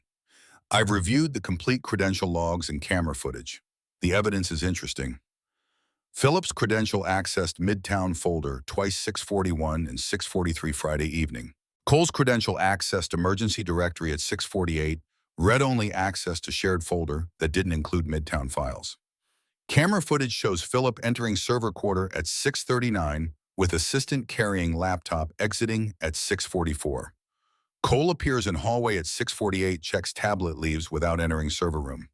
The timing suggests Philip placed files in shared location, then reported them missing, creating appearance that Cole accessed files during window when they were supposedly stolen. Victoria absorbed the information, recognizing she held evidence that would clear Marcus while potentially destroying Philip if deployed publicly. The question was whether she possessed courage to use it, knowing that clearing one employee might cost her relationships with multiple investors who'd interpret her defense as personal biases rather than principled, stand against manufactured crisis. She thought about Emma asking for Dad, who was actually here present rather than merely appropriate. She thought about Marcus talking her daughter through panic attack with nothing but voice and breathing exercises. She thought about Noah defending his father with fists because words failed against lies powerful families told without fear of correction. Some choices define leadership more permanently than quarterly results. Philip was right about that. He just didn't realize Victoria might choose definition that prioritized people over portfolios, character over capital, truth over temporary comfort, that came from avoiding confrontation with investors who measured her worth exclusively through their returns. Monday morning arrived with Marcus still suspended and Victoria preparing for emergency board meeting where Philip would demand her plan for addressing security concerns and investor confidence threatened by her refusal to accept convenient narrative about guilty maintenance worker and innocent board member. The call came at 7 from Elena Rodriguez, CEO of Rodriguez Holdings, whose reputation preceded her as investor, who prioritized authentic leadership over short-term profit maximization. Victoria had never met her but knew her work, Sustainable Development Fund, that invested $500 million annually in companies, demonstrating that principle and profit weren't opposites. Victoria's voice carried cautious hope mixed with confusion about why Elena Rodriguez would call before market opened on Monday morning. Ms. Rodriguez, I'm surprised to hear from you. What can I do for you? Elena's response came direct, dispensing with pleasantries Victoria hadn't prepared for anyway. I've been watching your situation unfold. Read your daughter's question at the gala. Reviewed your company's history and current controversies. I'm interested in discussing investment opportunity if you're willing to meet today. My schedule's clear. Your office at 10 Victoria agreed, ending call with mixture of relief and suspicion that felt appropriate when salvation appeared too conveniently, exactly when needed most desperately. Meanwhile, Emma and Noah sat in Victoria's penthouse kitchen, where Emma's mother had reluctantly agreed they could work on school project together, makeup assignment, for days they'd missed due to Noah's suspension. The tablet Marcus had given Noah for homework purposes sat between them, screen displaying architectural design software they'd been using to create model buildings that address real family needs. Emma noticed notification banner that appeared when Noah unlocked the device alert from Friday evening that neither child understood significance of, but both recognized as potentially important based on timestamp that matched when Noah's dad supposedly stole files nobody believed he'd actually stolen. System alert. Stone Projects shared folder updated by P. Ashford. Friday, 6:42 p.m. Emma grabbed Noah's arm with urgency that made him drop stylus he'd been using to adjust window placements in their virtual building design. Noah, this is evidence. Your dad's tablet recorded that Mr. Ashford updated files at 6:42, but your dad wasn't supposed to access files until 6:48. That means Mr. Ashford was moving files before your dad even looked at anything. This proves your dad didn't steal them. This proves someone else was doing something with those files first. Noah stared at screen, understanding dawning that they just found proof adults needed, but didn't know existed evidence that would clear his father if they could get it to Victoria before board meeting, where Philip would demand Marcus's termination and Victoria's acceptance of narrative that protected powerful investor over powerless employee. Emma was already texting her mother, fingers moving with speed that suggested she'd inherited Victoria's ability to act decisively when moments required immediate response. Mom, emergency, you need to see this before meeting. Noah's tablet has timestamps showing Philip updated files before Dad supposedly stole them. This is proof. Come home now.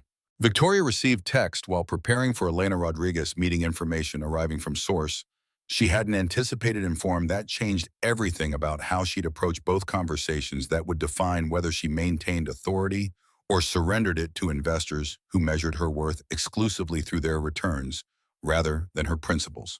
She called off the board meeting, citing new evidence requiring review before proceeding with personnel decisions. Then she headed home to examine what two children had discovered through accident and determination proof that adults with resources and authority had failed to find because they had been looking in wrong places or hadn't been looking at all because accepting convenient narrative required less work than excavating truth. The evidence was irrefutable. Timestamp from device that had been passively monitoring shared folder, automatically generated notification that couldn't be faked or manipulated. Documentation showing Philip had updated files at 6:42, while Marcus's access at 6:48 had been read only to different directory entirely. Victoria looked at Emma and Noah, these children who'd solved adult problem through combination of loyalty and attention to details adults overlooked, understanding that sometimes justice came from unexpected sources when people in power couldn't be trusted to pursue truth that threatened their authority or convenience. Emma's voice carried mixture of triumph and concern, recognition that they'd found evidence but couldn't predict what Victoria would do with it or whether finding truth guaranteed justice when systems protected powerful people against consequences that routinely destroyed powerless people for lesser offenses. Mom, this proves Mr. Cole didn't steal anything. This proves Philip lied. What are you going to do? Victoria pulled both children close, feeling weight of choice pressing against her shoulders. Decision between protecting Marcus and protecting her position between defending truth and maintaining relationships with investors who'd interpret her stance as personal bias rather than principled rejection of manufactured crisis designed to eliminate employee who threatened Philip's influence through competence that exceeded his position's apparent limitations. I'm going to do what I should have done immediately. I'm going to clear Marcus and expose Philip, even if it costs me everything.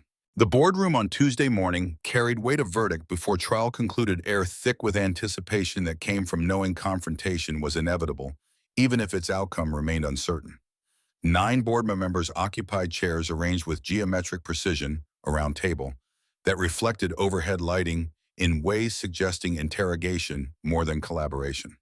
Philip sat near the head expression, carrying confidence of someone who controlled room through invested capital and strategic relationships that translated money into authority.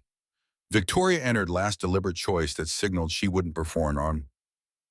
She won't perform deference or anxiety despite knowing this meeting would determine whether she maintained position or surrendered it to investors who measured her worth exclusively through quarterly returns and professional distance from employees whose competence threatened established hierarchies. She placed tablet on a table screen, dark but present physical evidence waiting for a moment when revelation would transform assumptions into accountability.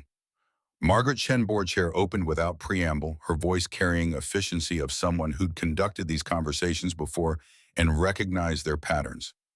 Victoria, we're here to discuss the Midtown security incident and your plan for addressing investor concerns about judgment and governance.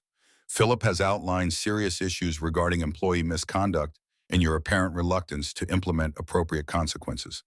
The floor is yours. Victoria stood movement, drawing attention because people seated in boardrooms maintained position until meetings concluded or they'd been dismissed. Her voice carried steadiness that came from knowing she held evidence that would either vindicate her completely or destroy her spectacularly depending on how board members interpreted facts that contradicted their assumptions. Before we discuss consequences, let's establish what actually happened. Philip reported confidential files missing Friday evening, claimed security breach occurred during time frame. Marcus Cole's credentials accessed adjacent directory. Investigation was supposed to determine facts. Instead, Philip demanded immediate termination based on circumstantial access logs and convenient timing that seemed designed to implicate specific employee rather than identify actual security threat. Philip leaned forward, performing patience with someone whose narrative he'd already dismissed. The logs show Cole accessed secure directory outside his responsibilities during exact window when files went missing. That's not circumstantial. That's documentation of unauthorized access requiring response that protects company assets and investor confidence. Your reluctance to act decisively suggests personal bias is compromising professional judgment, which brings us back to fundamental question about whether you're prioritizing employee relationships over fiduciary obligations. Victoria activated tablet projecting timestamp from Noah's device onto screen where everyone could examine evidence Philip hadn't anticipated existing. The logs show more than you reported. Marcus accessed emergency directory at 6:48, read-only access to shared folder that didn't contain Midtown files. But different credential accessed those files twice before Marcus even arrived on fourth floor. Your credential, Philip, 6:41 and 6:43. Camera footage shows you entering server quarter at 6:39 with assistant carrying laptop exiting at 6:44. This notification was automatically generated by device passively monitoring shared folder timestamp that can't be manipulated or falsified. You moved files during window. You later claimed they were stolen, then reported Marcus for accessing location where you'd placed evidence designed to implicate him. Silence expanded to fill space. Truth had occupied board members performing simultaneous calculation about whether Victoria had just exposed fraud or manufactured counter-narrative to protect employee she was personally invested in defending. Philip's face cycled through expressions too fast for conscious control, shock giving way to calculation that suggested he was already formulating response that would reframe evidence as misunderstanding rather than deliberate frame-up. That notification proves nothing except I accessed files I'm authorized to access as board member. Reviewing project documentation. Marcus accessed directories outside his maintenance responsibilities, creating appearance of security breach regardless of whether he actually stole anything. The optics alone justify suspension pending complete investigation. Victoria had anticipated this deflection, prepared for Philip's attempt to transform documentation into ambiguity that would let him maintain plausible deniability. Optics, interesting word choice, because the optics show board member accessing files immediately before reporting them missing, creating incident that justified removing employee who'd recently gained visibility through competence that threatened your influence. Marcus saved Riverton with engineering expertise that cost you nothing but expose that maintenance worker, possessed skills exceeding many consultants. We pay 6 figures annually. That visibility made you uncomfortable because it demonstrated competence exists in unexpected places when we're willing to notice it, which undermines narratives about appropriate hierarchies and who deserves authority based on credentials rather than character. She advanced to next slide, displaying custody battle documentation. The forensic investigator had uncovered Philip's personal history, revealing patterns that contextualized his professional behavior. Your ex-wife's legal filings describe pathological need for control, inability to tolerate independence in others, pattern of eliminating perceived threats through calculated campaigns that isolated her from support networks until she had no choice but to accept your authority or abandon marriage entirely. You're replicating that pattern here, targeting Marcus, because his competence without credentials reminds you that power doesn't always correlate with position, that respect can be earned through character rather than purchased through investment portfolios. Philip stood abandoning pretense of cooperative dialogue for something closer to naked hostility. You're making this personal when it's purely procedural. Security protocols exist for reasons. Violations require consequences. Your refusal to implement standard discipline because you're romantically interested in an employee who fixed an elevator and solved engineering problem doesn't change fundamental facts about inappropriate access and necessary accountability. The accusation landed in open space, naming what everyone suspected, but nobody had voiced directly Victoria's personal interest in Marcus, framing her defense as bias rather than principle. Margaret cleared her throat, discomfort visible in posture that suggested she wanted this meeting concluded before more damage accumulated. Victoria, perhaps we should discuss this in executive session without Philip present, given his direct involvement in the incident and potential conflict of interest. But Victoria shook her head, recognizing that private conversation would allow Philip to control narrative afterward, reframe evidence as ambiguous rather than definitive, maintain influence through relationships with other board members who'd interpret private resolution as Victoria lacking confidence in her position. No, this gets resolved now publicly with full transparency. Philip manufactured security incident to justify removing employee whose competence threatened his authority. The evidence is irrefutable. Automatically generated timestamps, camera footage, device logs from source he didn't know existed. He can resign from board today with quiet announcement, or I release findings to SEC and let them investigate securities violations related to his coordination with former investors to manipulate our stock price during suspension period designed to pressure me into terminating Marcus without completing legitimate investigation. The threat hung between them, nuclear option that would destroy Philip professionally while potentially damaging Victoria's relationships with other investors who'd interpret her hardline stances as vindictiveness that might target them next if they challenged her authority. Board members exchanged glances, performing calculation about whether Victoria's evidence justified her ultimatum or whether defending Philip served their interests better than accepting his resignation and moving forward under CEO whose judgment they'd been questioning increasingly openly. Margaret spoke carefully, words chosen to minimize legal liability while acknowledging political reality. Philip, given the evidence presented and potential regulatory concerns, perhaps voluntary resignation, would serve everyone's interests better than prolonged investigation. We appreciate your contributions, but recognize this situation has become untenable for all parties involved. Philip held Victoria's gaze, searching for bluff he wouldn't find.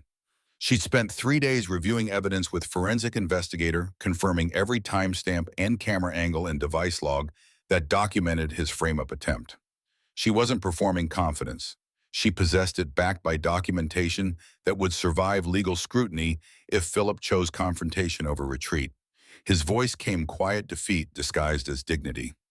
I'll draft resignation this afternoon. Effective immediately. Expect transition plan by end of week.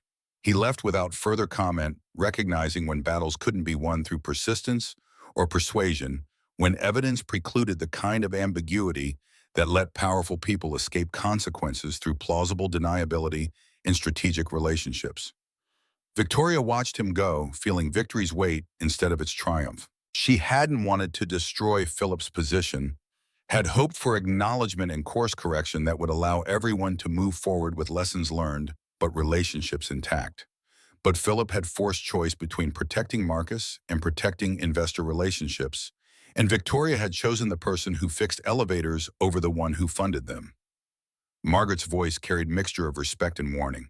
That was either bravest thing I've seen you do or most reckless. Philip's already making calls, pulling investors, building narrative that you've compromised judgment for relationship that makes company look unprofessional. Stock's going to react badly when news spreads about board member resignation and circumstances surrounding it.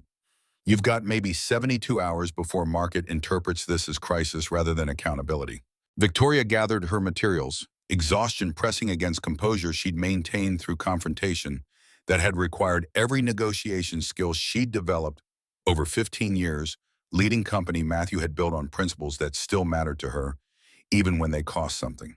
Then we have 72 hours to demonstrate that accountability and crisis aren't synonyms, that choosing principle over convenience creates value, even when markets initially punish decision. Marcus gets cleared with full back pay and formal apology from HR. I'm calling press conference for Thursday to explain what happened and why it matters that we protected innocent employee against false accusations from investor who abused position to settle personal grievances. She left boardroom knowing she'd just wagered her career on possibility that values produce results even when immediate consequences looked like disaster. That standing for something mattered more than standing for nothing, while pretending pragmatism justified cowardice. That let powerful people hurt. Powerless people without facing accountability that money usually insulated them from experiencing. Marcus received call from HR at 2, Janet's voice carrying a relief that suggested she'd been hoping investigation would clear him, even if she couldn't say so directly during suspension. That policy required her to implement regardless of personal opinion about guilt or innocence. Marcus' investigation concluded. You're cleared completely. Evidence shows you never accessed confidential files, never entered secure server room, never did anything except your job, according to standard maintenance protocols. Suspension lifted effective immediately with full back pay and formal written apology. That goes in your file documenting company error. Ms. Stone wants to see you in her office when you arrive, if you're available to come in today rather than waiting until tomorrow. Marcus drove to Stone Development with mixture of vindication and anxiety relief that investigation had cleared him, competing with awareness that being right didn't erase having been accused, that exoneration didn't undo the week he'd spent suspended, while Noah faced bullies and Victoria faced board pressure, and their lives had been disrupted by Philip's manufactured crisis. He found Victoria in her office, standing at windows where Manhattan sprawled below, like circuit board lighting darkness. She turned when he entered, and Marcus saw exhaustion in her posture, despite professional composure she maintained, even in private moments when nobody was performing judgment. Her voice came softer than he'd heard it before, vulnerability seeping through executive armor that typically prevented displays of uncertainty or fear. "I'm sorry you went through this. Sorry Noah got suspended defending you against lies. Philip spread deliberately to isolate you from support, while building narrative that you were security threat rather than competent employee who made him uncomfortable through expertise that exceeded your supposed limitations." Marcus stepped closer, reducing distance that typically separated CEO from maintenance supervisor categories that felt increasingly inadequate for describing relationship that had developed through elevator rescue and engineering solutions in evidence discovered by children who'd refused to accept convenient narratives about guilty janitors and innocent investors. "You didn't do this to me. Philip did. You ended it, exposed him, risked your position to clear mine. That's not something I take lightly or know how to repay beyond continuing to show up and do work that matters, regardless of who notices or approves." Victoria felt something crack in her chest, protective wall she'd built from work and grief, giving way to recognition that Marcus understood her in ways 5 vetted candidates never had, saw her choices as principled rather than reckless, measured her worth through what she risked rather than what she possessed. The media siege began that afternoon and escalated through rhythms Victoria recognized from previous crises, but had never experienced as primary target. Photographers camped outside headquarters. Reporters called her cell phone, somehow obtained through sources she couldn't identify. Headlines multiplied across platforms that treated corporate governance like soap opera, designed for entertainment rather than examination of power dynamics that shaped whose stories got believed and whose got dismissed. CEO gambles empire on janitor romance. Stone Development stocks tumble as leader chooses heart over profit. Modern fairy tale or corporate disaster board member resigns amid security scandal that exposed class tensions and personal relationships, complicating professional judgment. Victoria's mother arrived Wednesday evening without invitation, carrying opinions she'd been restraining through phone calls Victoria had been avoiding, because she knew exactly what Evelyn would say about choosing maintenance worker over investors who funded company that employed 400 people and housed thousands. Evelyn Stone represented old money and older values, world built on foundations where appearances determine reality and personal choices remain private, specifically because making them public invited exactly the scrutiny Victoria now faced from media that cared more about narrative than nuance. Her opening carried disappointment of parents watching children make mistakes they'd warned against. "Darling, I've watched you build this company from Matthew's small firm into something that matters. Don't destroy it for sentiment that feels meaningful now, but won't sustain you when board forces you out and investors withdraw capital that funds projects you claim to care about more than personal happiness." Victoria poured tea she wouldn't drink, ritual that provided structure for conversation she'd rather avoid but couldn't, because her mother deserved honesty, even when honesty wouldn't change her opinion about appropriate choices and rational approaches to life decisions affecting more than just individual making them. "It's not sentiment, Mother, it's truth. Marcus is competent, honest, good with Emma in ways that matter more than whether he fits expectations about equal partnerships and appropriate matches. Those qualities count more than credentials that look impressive on paper, but don't translate into presence that actually matters when elevators stop working and children need fathers who show up regardless of cost." Evelyn set down untouched tea, frustration visible in posture that suggested she'd prepared arguments Victoria was refusing to engage with according to expected script. "Truth doesn't pay employees when company fails. Doesn't fund Emma's education when your board removes you for choosing relationships over responsibilities. Matthew built this company on principle that housing people mattered more than maximizing returns, but he also understood that principles require financial sustainability to implement. You're risking both by defending employee whose presence creates investor uncertainty that threatens capital. You need to pursue mission. You claim justifies personal sacrifices. Everyone else is supposed to accept without complaint. The argument continued through cycles Victoria had rehearsed mentally, but found harder when confronting actual parent rather than imagined opposition. Evelyn deployed every weapon available. Matthew's memory invoked as evidence Victoria was betraying legacy she claimed to honor. Emma's future described in scenarios where mother's choices cost daughter her inheritance and opportunities that came from wealth. Victoria was jeopardizing through romantic decisions that prioritize feeling over strategic planning. But Victoria held ground with stubbornness, inherited from same woman, currently attacking it. Matthew built this company on principle that housing people mattered more than maximizing returns. He chose projects others ignored because families needed homes, not because profit margins looked attractive. I'm choosing people over portfolios the same way he did. Only difference is, I'm choosing someone who didn't die conveniently before anyone could judge whether choice was wise or reckless, whether love was rational or just romantic impulse that felt significant during crisis but wouldn't survive ordinary pressures of daily life and professional obligations that compete for attention and energy.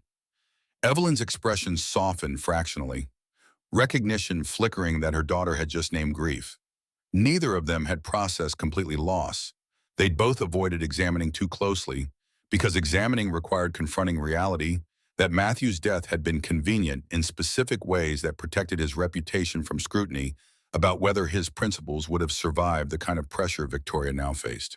She reached across, table hand covering the Victoria's in gesture that acknowledged pain without trying to fix it. Then you'd better be prepared to defend him in ways that can't be twisted or dismissed, because they'll come after Marcus next. They'll excavate his past, publicize his lawsuit frame, his PTSD as instability that makes him inappropriate partner for CEO, whose judgment must remain unquestioned. And if he can't withstand scrutiny without breaking your principles won't matter, because markets don't reward values that cost them money, regardless of whether those values align with missions companies claim to pursue. The warning proved prescient. Thursday brought harassment that began with vandalism, subtle enough to deny malicious intent, while communicating threat clearly enough to achieve its purpose. Marcus found flat tire with nails placed deliberately rather than accidentally acquired strategic placement that suggested someone had targeted his truck specifically rather than random damage from construction debris or road hazards. Graffiti appeared on his building's basement locker Friday morning, gold digger painted in letters large enough to embarrass but small enough to claim kids did it, deniability that prevented official response while achieving intended intimidation. Anonymous emails flooded his personal account through weekend messages, suggesting he leave Victoria alone before consequences escalated beyond property damage into violence that would affect Noah as well as Marcus himself, threats specific enough to frighten, but vague enough to avoid criminal charges if he reported them to authorities who dismissed concerns as paranoia from maintenance worker dating above his station. Marcus absorbed attacks with weariness of someone who'd survived worse and learned that responding often amplified problems rather than solving them. But Monday brought Noah home early from school with suspension notice and injuries that transformed abstract harassment into tangible harm. Marcus couldn't ignore through stoicism that had served him adequately when only his own well-being was threatened. Noah's split lip and bruised ribs communicated violence that words hadn't prevented physical confrontation that occurred when Tyler Morrison escalated from insults to action, backed by friends who outnumbered Noah 3-1 in fight. That teacher stopped too late to prevent injury that would heal, but would mark Noah as target for future violence, unless Marcus intervened in ways that risked making situation worse. His son's explanation came matter-of-fact despite pain that made speaking difficult. Tyler said, "You're using Mrs. Stone for money that you're lying to get access to wealth you don't deserve, because our family's poor and will always be poor because that's what happens to people who aren't smart enough or successful enough to earn better circumstances." I told him, "You're the smartest person I know, and that being poor doesn't mean being stupid or worthless." He said, "Prove it." So I hit him. Then his friends hit me. Then teacher stopped it and suspended everyone equally, because that's easier than determining who started fight and who was defending themselves against multiple attackers. Marcus drove to school despite knowing his presence would escalate situations already spiraling beyond control, anger overriding caution that typically prevented him from confronting authorities whose judgment would determine whether his son faced additional consequences or received understanding that violence sometimes came from defending dignity against attacks designed to strip it away. Principal Chen's office smelled like institutional carpeting and administrative burden furniture arranged to communicate authority, while diplomas on walls suggested qualification for delivering judgments about children's conflicts that were really manifestations of adult-class warfare. Their parents had taught them, through example and explicit instruction, about who mattered and who didn't, based on economic circumstances beyond anyone's control. Marcus's voice came measured despite anger burning beneath surface control. He was losing grip on as exhaustion and accumulated stress overwhelmed the restraint that typically prevented him from saying things that couldn't be unsaid or taken back once authorities heard them and recorded them as evidence of temperament unsuited for parenting or employment requiring emotional stability. My son defended me against bullies who attacked him 3-to-1 using insults about economic status. His family can't change through better choices or harder work. Your response is suspending victim alongside aggressors because that's easier than addressing bullying that targets poor students specifically for being poor in school, that admits them to demonstrate diversity while doing nothing to prevent wealthy students from weaponizing that diversity against classmates who can't defend themselves through parental connections or threats of legal action that make discipline impossible without risking lawsuits. Principal Chen maintained professional distance that suggested she'd heard similar complaints before and had developed responses that acknowledged concern without committing to action that would require confronting wealthy families whose tuition payments and donations funded programs that made school attractive to families like Marcus's, who paid reduced tuition through financial aid that came with implicit understanding they'd accept treatment that full-paying families wouldn't tolerate. Mr. Cole, I understand your frustration, but Noah initiated physical violence. School policy requires consequences regardless of provocation. The other students will face equal suspension 3 days for everyone involved, which represents our commitment to treating all students fairly according to established conduct standards that don't include exceptions for defending family honor or responding to verbal insults with physical force. Noah's hand gripped Marcus's arm, voice cutting through his father's rising anger with clarity. Children accessed when situations required stopping parents from making things worse.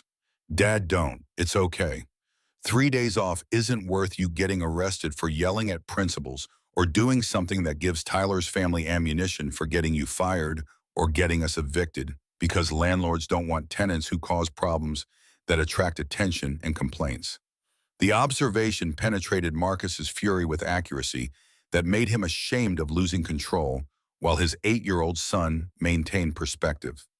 Marcus should have preserved but couldn't when watching Noah pay prices for choices Marcus had made without adequately protecting him from consequences that followed.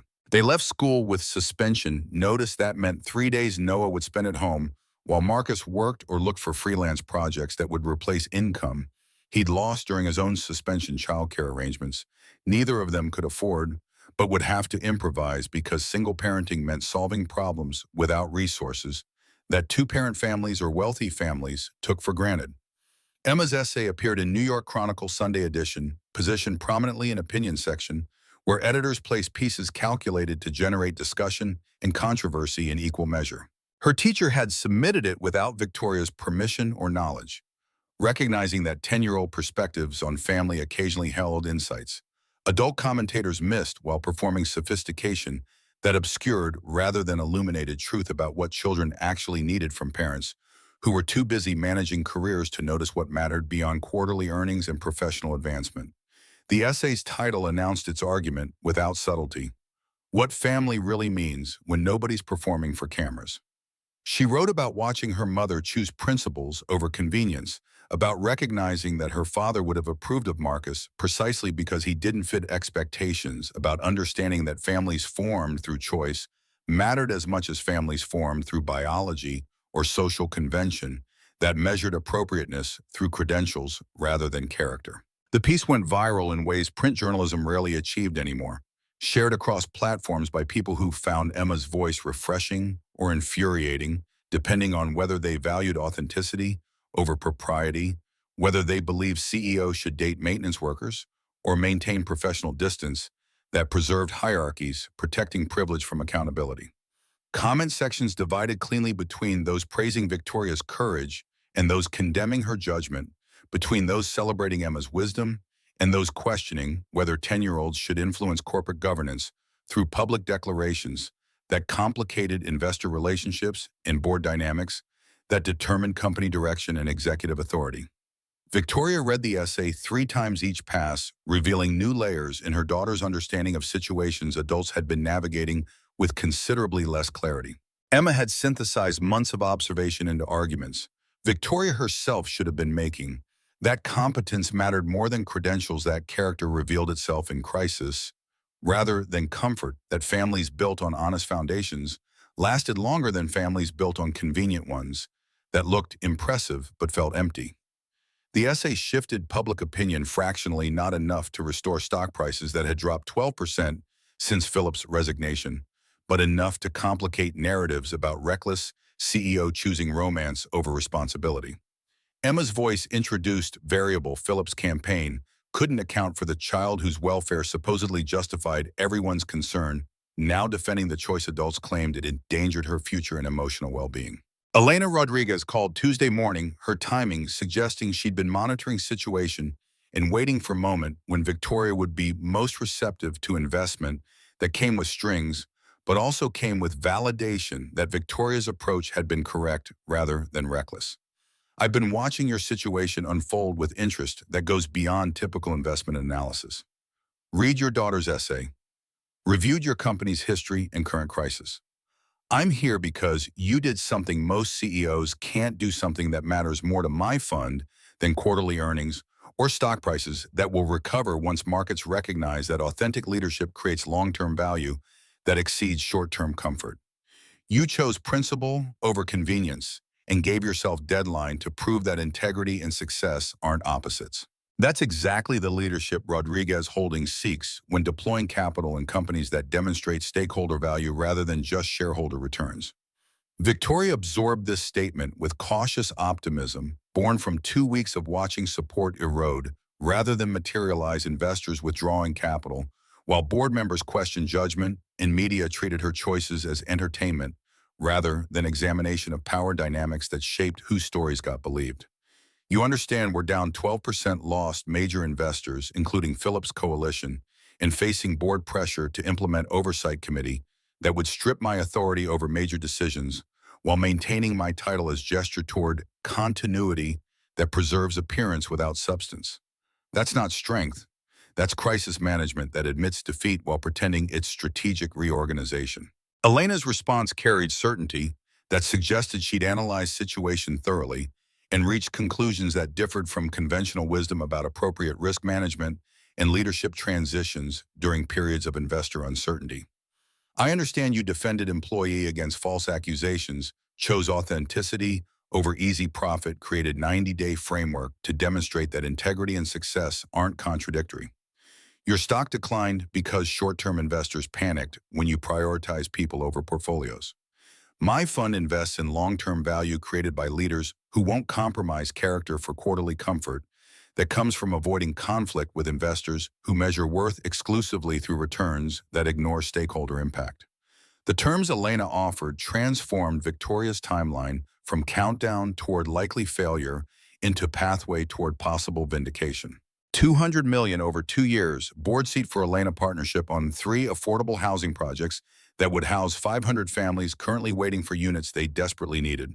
Explicit requirement that Victoria maintain CEO position with full authority over strategic decisions that shape company direction, without interference from oversight committees designed to dilute power while preserving appearance of leadership.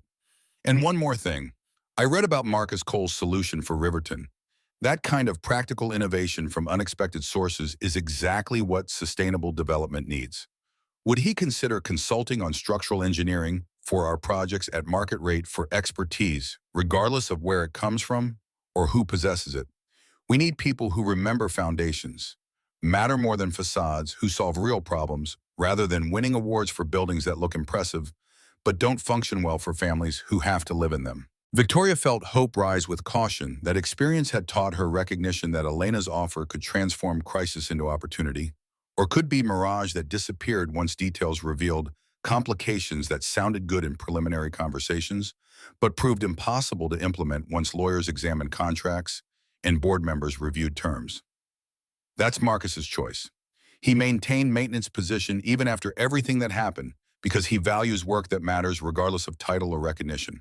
But I'll mention opportunity if you're serious about hiring him for consulting that respects his expertise without requiring him to abandon job that provides stability he needs while rebuilding career.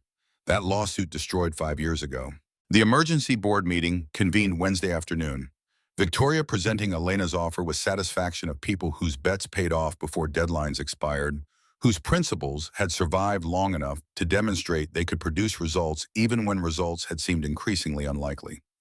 Margaret's voice carried relief mixed with remaining skepticism about whether single investor resolved fundamental concerns about judgment and governance that had precipitated crisis in first place. One investor doesn't solve underlying issues about leadership priorities and whether personal relationships are compromising professional decision-making that affects hundreds of employees and thousands of tenants who depend on our stability. But Elena was present via video conference, her response arriving firm enough to preempt further discussion about oversight committees or authority limitations that would strip Victoria of power while maintaining her title. Actually, I've brought consortium. 3 other firms total $650 million, committed over 3 years, contingent on Victoria remaining CEO with full autonomy over strategic decisions. We're investing in her leadership specifically, not committee management that compromises vision for comfort that comes from avoiding conflict with investors who can't distinguish between crisis and accountability that powerful people typically avoid through connections and capital that insulate them from consequences. The board's objections dissolved under weight of capital that exceeded withdrawn investments and came with validation that Victoria's approach had been correct, rather than reckless, that some investors actually valued principles Philip had tried to punish her for maintaining when she chose protecting Marcus over protecting relationships with board members who measured her worth exclusively through their returns. Margaret's smile carried relief that made Victoria realize how much stress her board chair had been carrying, trying to balance fiduciary obligations against personal recognition that Victoria had been right to expose Philip, even when being right had cost something. Motion to accept Rodriguez Holdings investment and related consortium commitments with terms specified. All in favor, the vote passed unanimously.